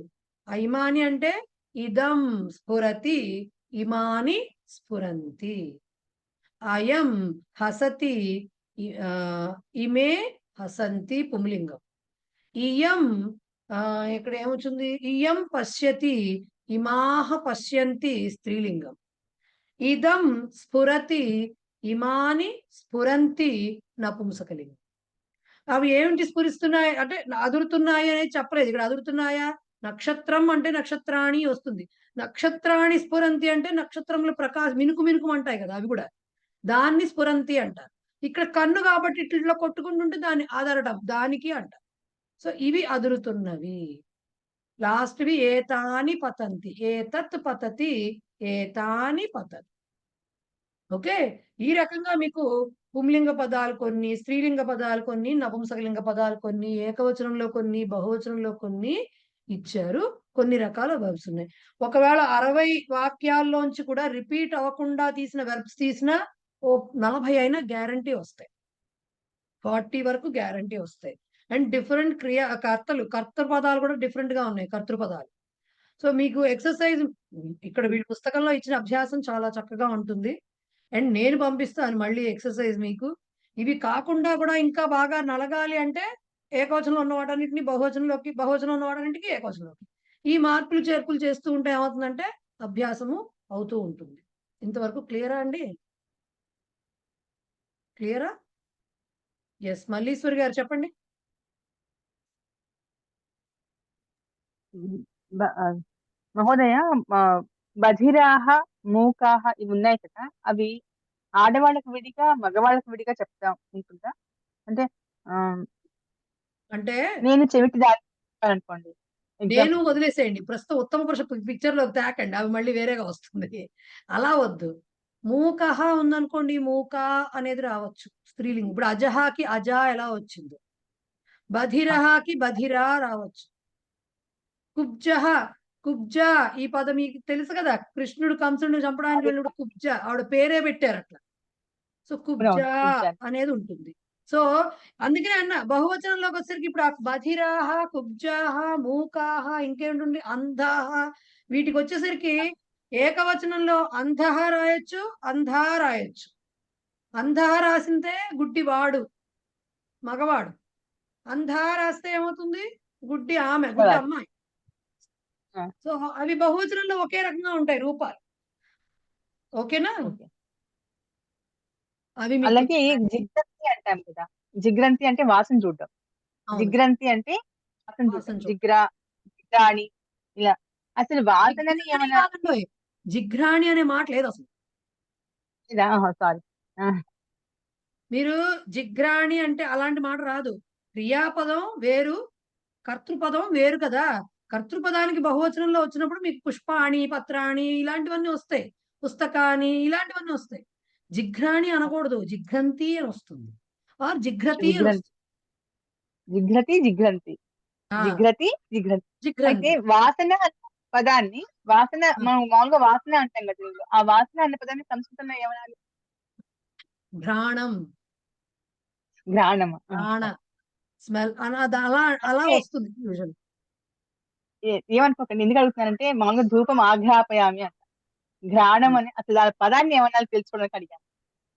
ధూపం ఆఘ్రాపయామి అది కంప్లీట్ గా డిఫరెంట్ పదం.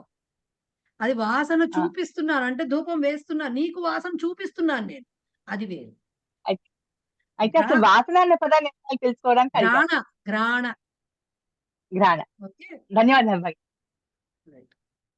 ఐఫోన్ అని ఉందండి. ఎవరో తెలీదు. హ్యాండ్ రైజ్ చేశారు. ఎవరు? ఏమైపోయారు? సారీ అండి, నేనండి. నా ఆ! పేరు పద్మ. ఆ!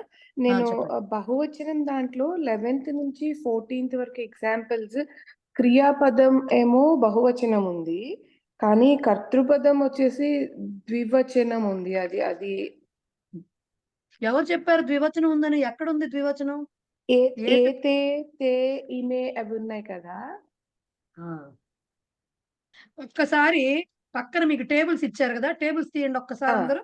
12, 13 పేజీల్లో టేబుల్స్ ఇచ్చారు కదా! 4 టేబుల్స్. ఆ, ఆ, ఆ, దకారాంత కరెక్ట్. శబ్ద దాంట్లో మీరు చూస్తే ఆ, దకారాంతంలో ముందు చూడండి సహ, తౌ, తే ఉంది పుంలింగం. ఏ అవును. దాంట్లో పుంలింగ బహువచనంలో తే ఉంది. అది బహువచనం. ఓకే. ఓకే. స్త్రీలింగంలో, ఆ, నపుంసకలింగంలో కూడా తే ఉంది. బట్ ద్వివచనంలో ఉంటుంది. ఎలా గమనిస్తామండి అంటే ద్వివచన క్రియాపదాలు ఇంకా మీకు చెప్పలేదు. మీకు చెప్పింది ఓకే. బహువచన క్రియాపదమే. కాబట్టి తే వచ్చింది. తే జిఘ్రంతి, తే హసంతి వచ్చింది ఓకే. అంటే ఓకే. అది ఖచ్చితంగా పుంలింగ బహువచనం. ఓకే, అర్థమైందండి. థ్యాంక్ యూ అండి. అట్లాగే అన్ని చోట్ల ఉంటుంది. ఏతే కూడా అట్లాగే ఉంటుంది. ఇమే కూడా ఆ, అట్లాగే ఉంటుంది. కే కూడా అట్లాగే ఉంటుంది. ఓకే. ఓకే. యా, ఓకేనా? థ్యాంక్ యూ అండి. రైట్. ఓకే. ఇంకెవరికైనా ఏమన్నా అనుమానాలు? ఏం లేవా? ఓకే. అంటే సందర్భాన్ని బట్టి తెలుసుకోవడం కదండి అది. అంతే. ఏతే అన్నది అక్కడ ఇక్కడ సందర్భాన్ని బట్టి అంతే. అంతే. మీకు ఎగ్జాంపుల్ చెప్తాను ఉండండి. ఇప్పుడు మీకు చెప్పిన రూపాలు పఠతి, పఠంతి అనే చెప్పాను. ఏకవచనం, బహువచనం. ద్వివచనానికి కూడా వేరే మాట ఉండాలి కదా! ఖచ్చితంగా ద్వివచనం సంస్కృతంలో ఉండి తీరుతుంది. సో ఏమంటారు? అది ఊరికే చెప్తా. అది నెక్స్ట్ లెసన్‌లో గాని మీకు రాదు. బట్ చెప్తా. పఠతః అంటారు. ఇవన్నీ టేబుల్‌గా గుర్తుపెట్టి బై హార్ట్ చేయాల్సిన విషయాలవన్నీ. పఠతి, పఠతః, పఠంతి యాక్చువల్ రూపం. ఏక, ద్వి బహువచనాలు ప్రథమ పురుషులు.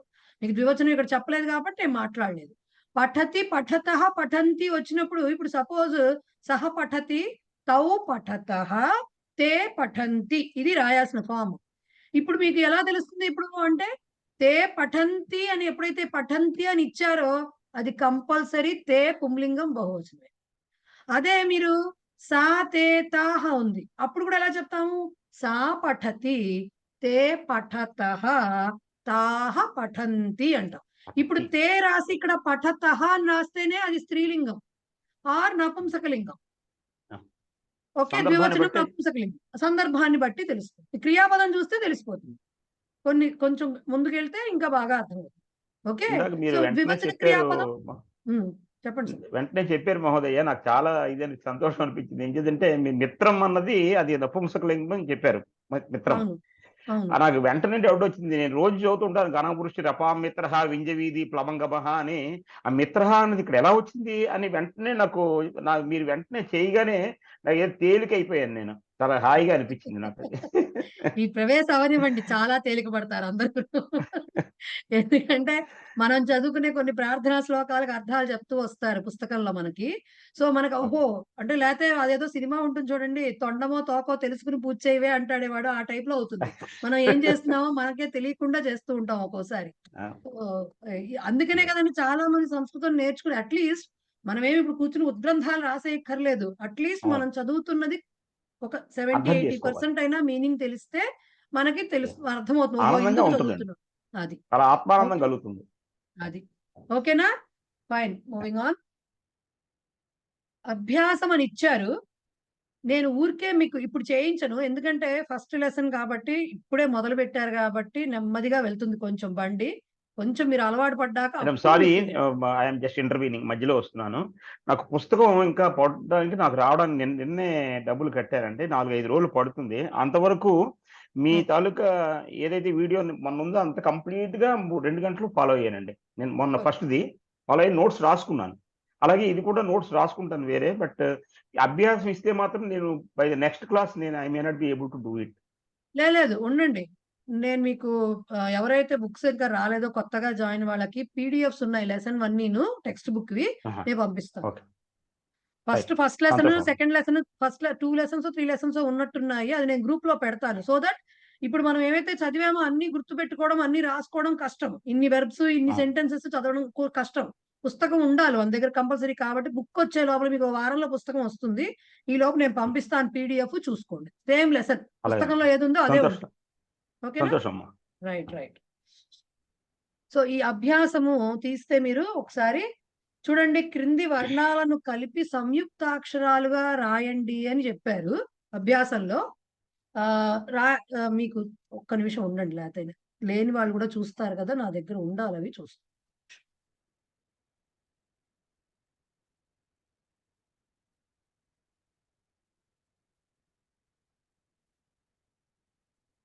ఎస్,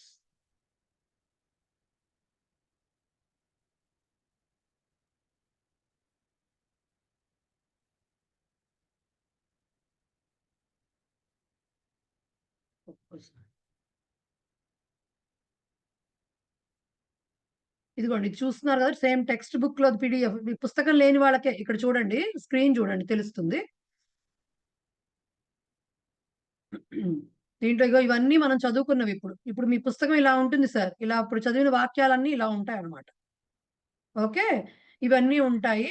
నేను టేబుల్స్ అవి అని చెప్పినవి నెమ్మదిగా ఇలా వస్తాయి అన్నమాట. ఇలా టేబుల్స్ ఇస్తారు వాళ్ళు. దీని తర్వాత మీకు ఇది అభ్యాసం వచ్చిందనమాట. ఇది నేను పంపిస్తాను, ఈ ఫైల్ మీకు పంపిస్తాను, అదే గ్రూప్ లో పెడతాను. సో క్రింది వర్ణాలను కలిపి సంయుక్తాక్షరాలుగా చేయండి అన్నారు. దానికి చూడండి, గ య ఆ కలిపితే ఏమైంది, గ్యా అయింది అనమాట. సో ఇవన్నీ మీరు రాసుకోవాలి. ఏమవుతుంది, పా అవుతుంది. సో ఇవి రాయాలి, మీ అంతటి మీరు రాయాలి. ఇది నోటితో చెప్తే వచ్చేది కాదు. ఓకే, అండ్ నెక్స్ట్ ఇక్కడ కొన్ని వర్డ్స్ ఇచ్చారు. క్రింది పదాలను పుంలింగ, స్త్రీలింగ, నపుంసకలింగముల క్రింద వ్రాయండి. కొన్ని వర్డ్స్ ఇచ్చారు. జస్ట్ నేను ఊరికే చెప్పిస్తాను, తెలుస్తుంది. మనం బేసిక్ రూల్ గుర్తుపెట్టుకోవాలి. ఇక్కడ ఏంటి మనం తెలుసుకుంది ఇప్పటి వరకు, విసర్గలతో ఉన్నవి పుంలింగాలు, దీర్ఘాలుగా ఉన్నవి స్త్రీలింగాలు, మకారాంతాలుగా ఉండేవి నపుంసకలింగాలు. ఇప్పుడు నేను ఒక్కొక్క పదం చెప్తా, అది ఏ లింగమో చెప్పండి. బాలహ పుల్లింగం అండి. సుత స్త్రీలింగం అండి. శిష్యః పుల్లింగం అండి. పుంలింగం. ఫలం నపుంసకలింగం అండి. నపుంసకలింగం. సహ పుల్లింగం అండి. పుంలింగం. సా స్త్రీలింగం స్త్రీలింగం. జలం నపుంసకలింగం జలం నపుంసకలింగం. జలం మకారాంతం, ఫలం, జలం ఇవన్నీ నపుంసకలింగాలు. తత్ నపుంసకలింగం నపుంసకలింగం. సహ పుంలింగం, సా పుంలింగం స్త్రీలింగం. దాంట్లోనే తత్తుకి తత్ అనేది నపుంసకలింగం. బాల స్త్రీలింగం అండి స్త్రీలింగం. పుత్ర పుల్లింగం అండి పుంలింగం. పుంలింగం పుత్ర పుంలింగం. సేవక పుల్లింగం అండి పుంలింగం. అంబా స్త్రీలింగం పుష్పం నపుంసకలింగం అండి నపుంసకలింగం. పుష్పం నపుంసకలింగం. నయనం నపుంసకలింగం నపుంసకలింగం. అజా స్త్రీలింగం అండి చూసారా, మీకు వచ్చేసాయి మాటలు. రైట్. సో ఇదన్నమాట. అంతే, చిన్నపిల్లలు మనం అలాగే నేర్చుకుంటాం కదా చిన్న చిన్న మాటలు. సో అవి మీరు ఇప్పుడు చెప్పినవి మీకు ఆల్రెడీ ఆన్సర్స్ వెనకాల ఇస్తారు, బట్ చెప్పినవి దీని ప్రకారంగా రాసుకోవాలన్నమాట. Okay, next Roman number 3. ఈ ప్రశ్నలకు సమాధానాలు ఇవ్వండి అన్నారు. వీటికి మీరు ఎలా రాయొచ్చో నేను ఎగ్జాంపుల్ చెప్తాను. నేను సపోజ్ కహ పఠతి అని ఉంది. కహ అని ఉందనుకోండి, కహ అనేది పుంలింగ శబ్దం కాబట్టి ఆన్సర్ రాసేటప్పుడు కూడా ఏం రాయాలి? పుంలింగంలోనే రాయాలి. ఆ పుంలింగం బాలహ అవ్వచ్చు, రామః అవ్వచ్చు, సేవకః అవ్వచ్చు, లేకపోతే ఛాత్ర శిష్యః అవ్వచ్చు, ఏదైనా అవ్వచ్చు. ఒక పుంలింగ పదం రాయాలి. లేదంటే సహ కూడా అవ్వచ్చు, అతను అని కూడా చెప్పచ్చు, ఏషః కూడా అవ్వచ్చు, అయం కూడా అవ్వచ్చు. ఇవన్నీ పుంలింగ పదాలు కాబట్టి కహ పఠతి అంటే అవన్నీ రాయొచ్చు. లేదండి మాకు కష్టము అట్లా అంటే మీరు గనక చూస్తే మీకు ఇచ్చిన వాక్యాల్లో మొట్టమొదటి వాక్యమే, భాషాభ్యాసం మొదలెట్టినప్పుడు ఫస్ట్ వాక్యమే చూడండి ఏముంది? బాలః పఠతి అని ఉంది. ఇగో బాలః పఠతి అని. సో ఇది రాసేసుకోవచ్చు. రైట్. సో అలాగే చూడండి. అంటే మీకు ఎగ్జాంపుల్ చెప్తున్నా, మీకు పదాలు ఇంకా తెలియదు, పదాలు ఇంకా ఫెమిలియర్ అవ్వలేదు కాబట్టి మీరు ఎలా చూసుకోవాలి ఆన్సర్ రాసేటప్పుడు. కహ గచ్చతి అన్నాం అనుకోండి. ఇప్పుడు అంటే గచ్చతి అంటే అర్థం ఏంటి? వెళ్ళటము. కహ అనేది మళ్ళీ పుంలింగ పదమే వచ్చింది. కహలో మళ్ళీ ఇవన్నీ రాసుకోవచ్చు. బాలః, రామః, కృష్ణః, సహ, లేకపోతే అశ్వః, సేవకః, భిక్షుకః, ఇలా ఏదైనా రాసుకోవచ్చు. బట్ పుంలింగ పదం ఉండాలి. ఎందుకు? కహ అంటే ఎవడు అని అర్థం కాబట్టి పుంలింగ పదంతో గచ్చతి అని ఏకవచనమే ఉండాలి. గచ్చతి ఏకవచనంలో ఉంది, కహ ఏకవచనంలో ఉంది కాబట్టి. రైట్.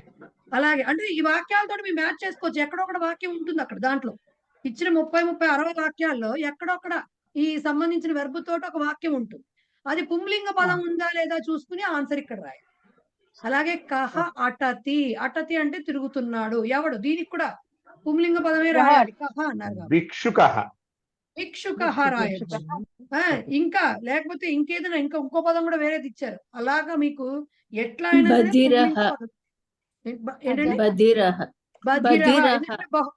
బహువచనంలో ఇచ్చారు అటంతి అని కాబట్టి బధిరః వానరః కూడా అవచ్చండి. అవ్వచ్చు, వానరః కూడా అవ్వచ్చు.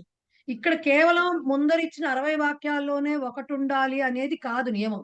మీనింగ్ తగ్గట్టుగా ఇప్పుడు పుష్పం అటతి అనేది మనం చెప్పలేం కదా, తప్పదు, నపుంసకలింగ పదం కాబట్టి.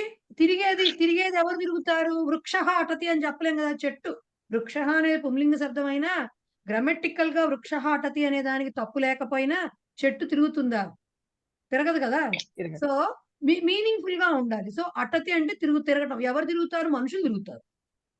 రైట్. ఆ మనుషులు ఎవరైనా కావచ్చు, సహ కావచ్చు, రామః కావచ్చు, లేకపోతే బాలకః కావచ్చు, భిక్షుకః కావచ్చు, బధిరః, మూకః, పంగు, ఎవరైనా కావచ్చు. రైట్. సో కహ అటతి. చెప్పండి సార్. మేఘం అండి, మేఘహావ అది నపుంసకలింగమా పుల్లింగమా? మేఘః మేఘం. మేఘః అటతి అది చెప్పకూడదు. మీరు మేఘం తిరుగుతున్నది అని చెప్పలేరు కదా. మేఘాలు పరిగెడుతున్నాయి. మేఘం లేదు అంటే పరిగెడుతున్నాయని మనం బాగా బోల్డ్ కమ్ముకుంటున్నాయి అంటారు, దానికి పరిగెడుతున్నాయి అంటే. సో దానికి వేరే మాట ఉంటుంది, అది ఇప్పుడు మనకు వద్దు. సో అది వేరే మాట. ఇప్పుడు పెద్ద మాటలు వద్దు, చిన్నగా. అందుకని తిరగడానికి వచ్చేసరికి ఇవేమన్నా చెప్పుకోవచ్చు. మేఘ అయితే మాత్రం పుల్లింగమే, అది పుల్లింగమే. అది మేఘ పుల్లింగమే. వర్షతి అని చెప్పుకోవచ్చు. మేఘ వర్షతి, వర్షిస్తున్నది. మేఘః అట్- ఆగచ్చతి మేఘ గర్జతి ఆగచ్చతి ఆగచ్చతి రావటం అనొచ్చు, అది అనొచ్చు, వస్తున్నది అని చెప్పొచ్చు. మేఘ గర్జతి గర్జతి చెప్పొచ్చు. గర్జతి అంటే గర్జిస్తున్నాయి అవి చెప్పొచ్చు. సో అటతి అనే దానికి మనకి ఇక్కడ యాప్ట్ పుంలింగ పదం ఏముందో కహ ఉంది కాబట్టి అది రాస్తే సరిపోతుంది. ఇక్కడ చూడండి కాధావతి అన్నారు. కా అంటే స్త్రీలింగం వచ్చింది. ఎవరితే పరిగెడుతున్నది అని మనం తెలుగులో అనుకోవాలి. ఇక్కడ అశ్వహ అని చెప్పకూడదు, ఇంకేదైనా చెప్పాలి. ఏమని చెప్పొచ్చు? కుబ్జా చెప్పొచ్చు. లేదు బాలిక. చిన్నగా చెప్పాలంటే బాలా చెప్పొచ్చు. చెప్పొచ్చు. రమా చెప్పొచ్చు. సీత చెప్పొచ్చు. ఏదైనా సరే స్త్రీలింగ శబ్దం చెప్పొచ్చు. రైట్. సుతా పుత్రిక అని వచ్చింది కదా, కూతురు. సుతా ధావతి. సో ఇలా ఏదైనా సరే చెప్పుకోవచ్చు. కహ పశ్యతి చూస్తున్నారు, ఎవడు చూస్తున్నాడు. కహ పుంలింగం, మళ్ళీ అన్ని రాసుకోవచ్చు. జనకః జనకః పశ్యతి, రామః పశ్యతి, ఏదైనా పుంలింగ శబ్దం రాయొచ్చు. ఈ క్వశ్చన్స్ ఎందుకు ఇస్తారంటే ముందున్న లైన్లు బట్టి కొట్టి రాస్తారని ఇవ్వరు. కహ అంటే పుంలింగం ఉంది కాబట్టి క్వశ్చన్ పుంలింగంలో ఆన్సర్ వస్తుందా లేదా అనేదే చూస్తారు. కహ పశ్యతి అంటే నేను సీతా పశ్యతి అంటే వాక్యపరంగా సీతా పశ్యతి కరెక్ట్, కానీ కహ పశ్యతికి ఆన్సర్ పరంగా అది రాంగ్. రైట్. సో అది చూసుకోవాలి. కా ఖాదతి రమా సీతా ఖాదతి, బాలికా కాదతి బాలికా కాదతి ఖాదతి. సో ఇలాగ చెప్పాలి. నెక్స్ట్ అట్లాగే కా పిబతి అంటే స్త్రీలింగం రాయాలి. ట్రై చేద్దరు కానీ మీరు. కా పచతి, అలాగే కిం వికసతి అంటే ఏం చెప్పాలి? అంబా పచతి. పుష్పం వికసతి కిం వికసతి అంటే ఇంక దానికి వేరే పదం ఏమి చెప్పలేరు. ఫలం వికసతి అని చెప్పరు కదా, ఫలం వికసతి అని చెప్పలేరు, నయనం వికసతి అని చెప్పలేరు. ఖచ్చితంగా పుష్పమే పూస్తుంది, కన్ను పూస్తుంది, పండు పూస్తుంది అని చెప్పలేరు కదా, పువ్వే పూస్తుంది. కాబట్టి పుష్పం వికసతి. కిం స్ఫురతి, నయనం స్ఫురతి నయనం స్ఫురతి. సో ఇలా రాసుకోవాలి ఆన్సర్స్. రైట్. అట్లాగే ఇవన్నీ ఏకవచనంలో ఇచ్చారు. ఫస్ట్ రోమన్ నెంబర్ 3 ఆలో కే లిఖంతి, కే ఇచ్చారు అంటే పుంలింగ బహువచనం ఇచ్చారు. కే లిఖంతి, లిఖంతి కే ధావతి, తే లిఖంతి సింపుల్ ఆన్సర్ అది. తే లిఖంతి, తే లిఖంతి సింపుల్ ఆన్సర్స్. లేదంటే ఏమని చెప్పొచ్చు ఇంకా?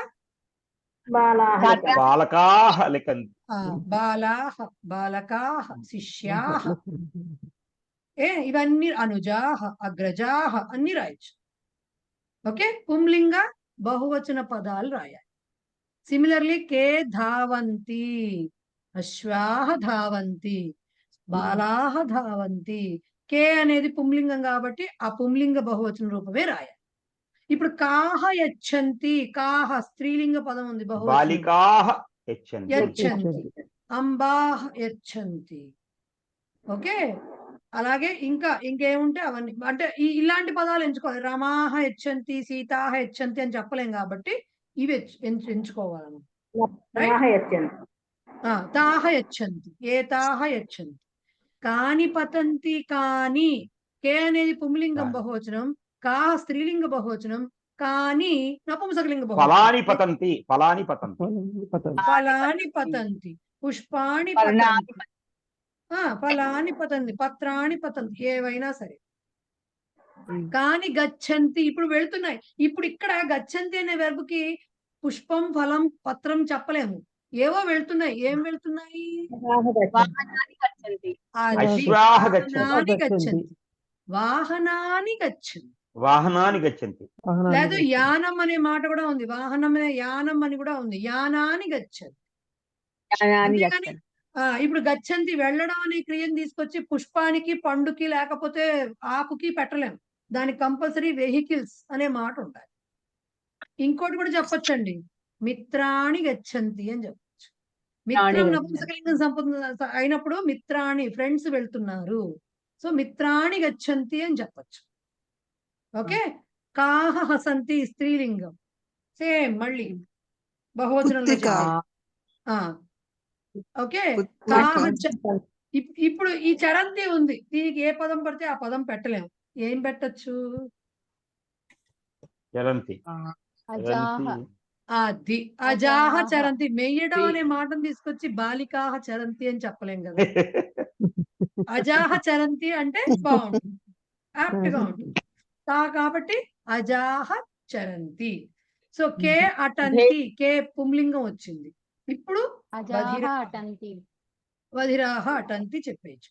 కే వదంతి పుంలింగం వచ్చింది.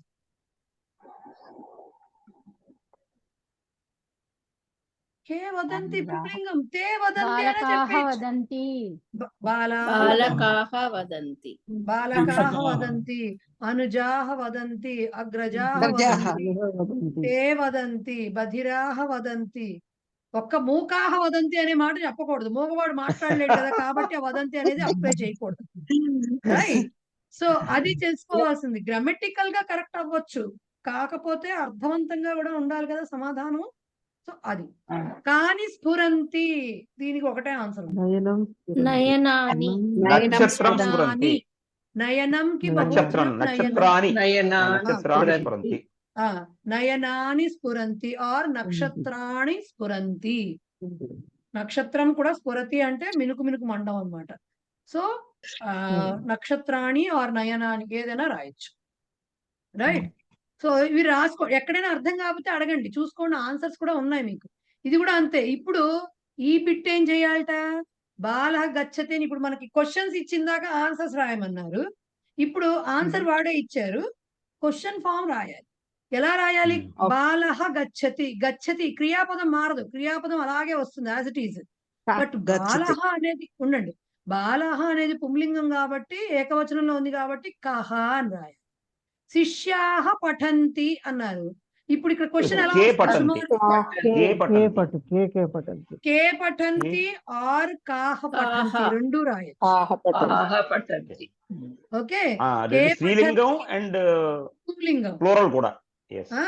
స్త్రీలింగం ఆర్ పుంలింగం బహువచనంలో కే పఠంతి అయినా రాయొచ్చు, కాహ పఠంతి అయినా రాయొచ్చు. శిష్యాహకి ఇమే రాదండి. ఇమే పఠంతి, ఇమే క్వశ్చన్ కదా రాయాల్సింది మనము. క్వశ్చన్ రాయాలంటే ప్రశ్నవాచకం రావాలి కంపల్సరీగా. ప్రశ్నవాచకం రావాలి. ఏంటండి?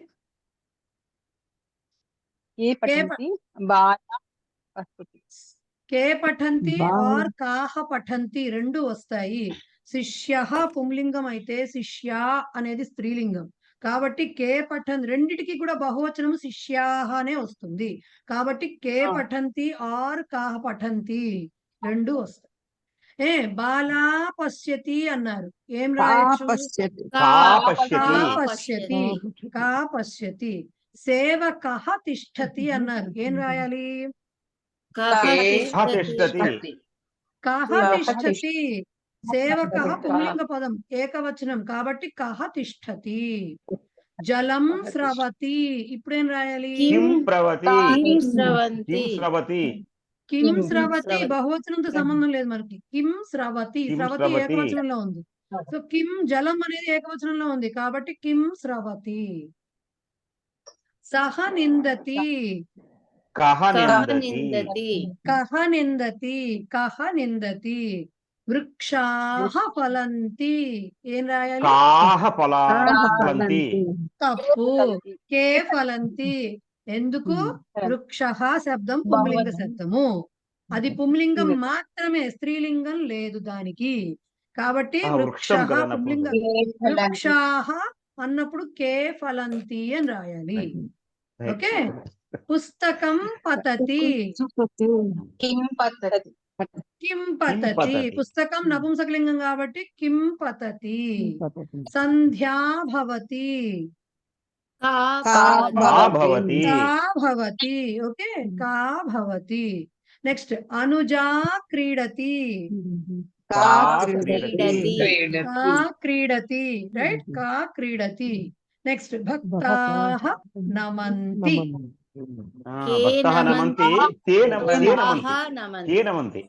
రెండు వస్తాయి. భక్తః అనేది పుంలింగం. ఒక్క నిమిషం. భక్తః పుంలింగం, భక్త అనేది స్త్రీలింగం, అంటే మగ భక్తుడు ఆడ భక్తురాలు, భక్తుడు భక్తురాలు. భక్తుడు అంటే భక్త, భక్తురాలు అంటే భక్త. ఓకే, భక్త దీర్ఘం. సో రెండిటికి కూడా ప్లూరల్, భక్త కూడా భక్త అనే ప్లూరల్ వస్తుంది, భక్త అనే దానికి కూడా భక్త అనే స్త్రీలింగం కూడా ప్లూరల్ వస్తుంది. దీనికి కూడా శిష్యః రెండు లాగా. వస్తాయి. శిష్య లాగా. సో కే నమంతి వస్తుంది, కాహ నమంతి, రెండిట్లో ఏది రాసినా కరెక్ట్. ఓకే, రెండిట్లో క్వశ్చన్ మేబీ ఆన్సర్ లో మీకు ఒకటి ఏదైనా ఇచ్చి ఉండొచ్చు, జనరల్ గా పుంలింగమే ఇస్తూ ఉంటారు, బట్ ఏది రాసినా కూడా కరెక్టే. రైట్. సో ఇవాళకి మనం ఇక్కడికి ఆపుదాం, ఎందుకంటే ఇంకా 5 minutes టైం ఉంది, 6 minutes. సో మిగతావి నెక్స్ట్ క్లాస్ లో ఇంకా ఉన్నాయి మనకంటే. ఏమంటారు, ప్రహేళిక ఉంది, దేవతాస్తుతి ఉంది, ఇవన్నీ ఉన్నాయి కాబట్టి నెమ్మదిగా చెప్పుకుని నెక్స్ట్ క్లాస్ లో ఈ లెసన్ కంప్లీట్ చేసి సెకండ్ లెసన్ మోస్ట్లీ స్టార్ట్ కూడా చేస్తాం. రైట్. ఈ లోపల ఇప్పుడు రాసినవన్నీ మీరు ఫిల్ చేసుకోండి, ఇంకా ఫినిష్ చేయాల్సినవి చేద్దాము. నెక్స్ట్ క్లాస్ లో అప్పుడు పంపిస్తాయి. ఈ వారం రోజులు ఇవన్నీ బాగా కొంచెం నోట్లోకి అంటే ఫెమిలియర్ అవ్వండి, పదాలు, క్రియాపదాలు వాటితోటి. నేను పంపించే ఎక్సర్సైజ్ నేను నెక్స్ట్ క్లాస్ తర్వాత పంపిస్తాను. అప్పటికి 3 క్లాసులు అవుతాయి కాబట్టి కొంచెం నలుగుతాయి మాటలు. రైట్. ఓకేనా? ఏమైనా డౌట్స్ ఉంటే అడగండి, లేదంటే మనము డైరెక్ట్ గా ఏకతామంత్రం అండ్ శాంతి. డౌట్స్ ఏం లేవా? ఓన్లే ఇష్టం లేదు. డౌట్స్ ఏంటి? చదివేటప్పుడు వస్తాయి. నేను అదే అనుమానం, అన్ని తెలిసినా డౌట్స్ రావు, ఏమి తెలియకపోయినా డౌట్స్ రావండి, మధ్యలో ఉన్నప్పుడే డౌట్ వస్తాయి. యాక్చువల్లీ ఏకతామంత్రం చెప్పమంటారా? మన శిబిరం నుంచి వచ్చిన వాళ్ళకండి, అవును, ఒక్క ఇవం ఇదం 2 తప్ప ఆ వచ్చిన క్వశ్చన్స్ లో ఆ 2 తప్ప మిగిలినవన్నీ కూడా 100% కరెక్ట్ గా వచ్చేస్తున్నాయి. ఎందుకంటే అత్యుత్తమం కొద్ది నేను మొత్తం చేస్తాను, చేసేస్తే ఏమైంది, ఇదం దగ్గరికి వచ్చేటప్పటికి నాకు కన్ఫ్యూజన్ వచ్చింది, అది బహువచనమా ఏకవచనమా అన్న దాంట్లో క్లాసిఫికేషన్ లో ప్రాబ్లం వచ్చింది తప్ప, అదర్వైజ్ దశదిన చేసిన వాళ్ళకి ఫస్ట్ లెసన్ ఈ కన్వర్షన్స్ ఇవి ఈజీ రిలేటివ్లీ. అవును, ఎందుకంటే అందుకనే సంస్కృత భారతి వాళ్ళది ఏమీ కంపల్షన్ లేదు, మన ప్రవేశ రాయడానికి శిబిరం అటెండ్ అవ్వాలి అన్న కంపల్షన్ లేదు. బట్ మనం సజెస్ట్ చేస్తాం అనమాట, ఎందుకంటే అది ఓవరాల్ గా చెప్పిస్తారు కాబట్టి బాగా నలుగుతాయి అని చెప్పి ప్రవేశకి బేసిక్ గా అది వెళ్తే బాగుంటుంది అనేది సజెస్ట్ చేస్తాం అందరం. బట్ చాలా మందికి కుదరదు కదండి, కొంతమందికి ఆ టైమింగ్స్ పొద్దున్నే అంటే జనరల్ గా చాలా మందికి కుదరదు, కొంతమందికి కుదురుతుంది. సో అదండి విషయం. ఏకతామంత్రం ఇందాక ఎవరో చేతులు ఎత్తిన వాళ్ళు, శాంతి శ్రీ గారు ఏకతామంత్రం అండ్ శాంతి మంత్రం పాడతారా? పాడతానండి. పాడండి. నేను పెట్టాలా? ఇది నేను పేపర్ అందరూ చూస్తారు, నేను షేర్ చేస్తాను, అందరూ కూడా చూస్తారు కదా. ఏకతామంత్రం అయిపోయాక ఒక చిన్న డౌట్ అయితే చెప్పేసేయండి, ముందే చెప్పండి ఎవరది. నేను మల్లీశ్వరి అండి. అంటే నాకు పాఠానికి సంబంధించింది కాదు, దిక్కులు ఉంటాయి కదా మనకి, తూర్పు, పడమర, ఉత్తరం, దక్షిణం, వాటిని సంస్కృతంలో ఏమంటారు? ఇప్పుడే వద్దు మనకి, దాంట్లో పుంలింగాలు వేరే ఉన్నాయి, స్త్రీలింగాలు వేరే ఉన్నాయి, చాలా ఉన్నాయి, మనకు అక్కర్లే ఇప్పుడు, అందుకని తర్వాత చూద్దాం. ఓకేనా? కొంచెం వీటితో ఫెమిలియర్ అయ్యాక నేనే చెప్తాను. రైట్. ఓకే, నేను స్టార్ట్ చేయనా? ఎస్. ఏకతామంత్ర. ఏకతామంత్రః యం వైదికా మంత్రదృశః పురాణాః ఇంద్రం యమం మాతరిష్వానమాహుః వేదాంతినో నిర్వచనీయమేకం యం బ్రహ్మ శబ్దేన వినిర్దిశంతి శైవాయమీశం శివ ఇత్యవోచన్ యం వైష్ణవా విష్ణురితి స్తువంతి బుద్ధస్తథార్హన్నితి బౌద్ధ జైనాః సత్ శ్రీ అకాలేతి చ చిక్కసంతః శాస్తే కేచిత్ ప్రకృతిః కుమారః స్వామీతి మాతేతి పితేతి భక్త్యా యం ప్రార్థయంతే జగదీశితారం స ఏక ఏవ ప్రభురద్వితీయః. ధన్యవాదः. శాంతిమంత్రః. శాంతిమంత్రః అపి. శాంతిమంత్రః స్క్రీన్ మీద ఉంది చూడండి. అదే ఉందండి. ఓం సర్వే భవంతు సుఖినః సర్వే సంతు నిరామయాః సర్వే భద్రాణి పశ్యంతు మా కశ్చిద్ దుఃఖభాగ్ భవేత్. ఓం శాంతి శాంతి శాంతి. ధన్యవాదాలు. ధన్యవాదాలు. ఓకే, చేసుకోండి ఎక్సర్సైజ్. డౌట్స్ ఉంటే నాకు మెసేజ్ పెట్టచ్చు. ఏమన్నా అనిపిస్తే అలాగా హెజిటేట్ చేయకండి. నాకు పర్సనల్ గా గ్రూప్ లో పెట్టలేరు కానీ నాకు పర్సనల్ గా మెసేజ్ పెట్టచ్చు డౌట్స్ ఉంటే. రికార్డింగ్స్ ఎలా చూసుకోవాలో అందరికీ నాకు తెలిసే ఉండుంటుంది. రికార్డింగ్స్ వస్తాయి, ఇవాళే రాదు, రేపు సాయంత్రానికి వస్తాయి. ఆనంద బ్రహ్మ ఆ శిబిరం నుంచి వచ్చిన వాళ్ళందరికీ తెలుసు, లేని వాళ్ళకి మొన్న నేను ఫస్ట్ క్లాస్ లింక్ పంపించాను కాబట్టి అది చూస్తే మళ్ళీ దానికి సబ్స్క్రైబ్ చేసుకుంటే వస్తాయి. బట్ ఎనీవేస్ నేను మళ్ళీ ఒకసారి ఈ లెసన్ PDF అది కూడా నేను పోస్ట్ చేస్తాను, చూసుకోండి. ఓకేనా? నమస్కారం. మేడం, ఈ అయ్యో, నమస్కారం. లాస్ట్ నమః. పారాగ్రాఫ్ లో ఒక వర్డ్ నమస్కారం. ఒక్క నిమిషం అండి, కవిత నమస్కారం గారు ఏంటండి? ఒక్క మహోదయ. నిమిషం, కవిత గారు చెప్పండి. ఏకతా మంత్రం ఒకసారి పెట్టండి. ఏకతా మంత్రం కావాలా? ఏకతా మంత్రంలో ఏకతా లాస్ట్ మంత్రం అయ్యి లాస్ట్ ఆడియోస్ పారాలో ఉంటాయండి. కాదు, ఇక్కడ ఉన్నాయండి, శాస్తేతి ఆనంద బ్రహ్మలో ఉన్నాయి. కేచిత్, ఒక్క నిమిషం అండి. ఓకే. శాస్తేతి కేచిత్ ప్రకృతి కుమారః అని ఉంది మా దగ్గర. అలా. ఇక్కడ కతిచిత్ కుమారః ఉంది. కొన్ని చోట్ల అలా ఉందండి, కొన్ని చోట్ల ఇలా ఉందండి. రెండు కరెక్ట్ గానే పాడుతుంటారు. కతిచిత్ కుమారః అనే పాడేవాళ్ళు ఉన్నారు, ప్రకృతి కుమారః అని పాడేవాళ్ళు ఉన్నారు. మీరు శిబిరంలో ప్రకృతి కుమారః అని ఉంటే మీరు అదే పాడండి, తప్పేం లేదు. Okay, thank you. మేము నేర్చుకుంది కతిచిత్ కుమారః, అందుకని నాకు అట్లాగే వచ్చేసింది, అంతకుమించి. రైట్? ఓకే, ఓకే, ధన్యవాదాలు. రైట్. ధన్యవాదాలు.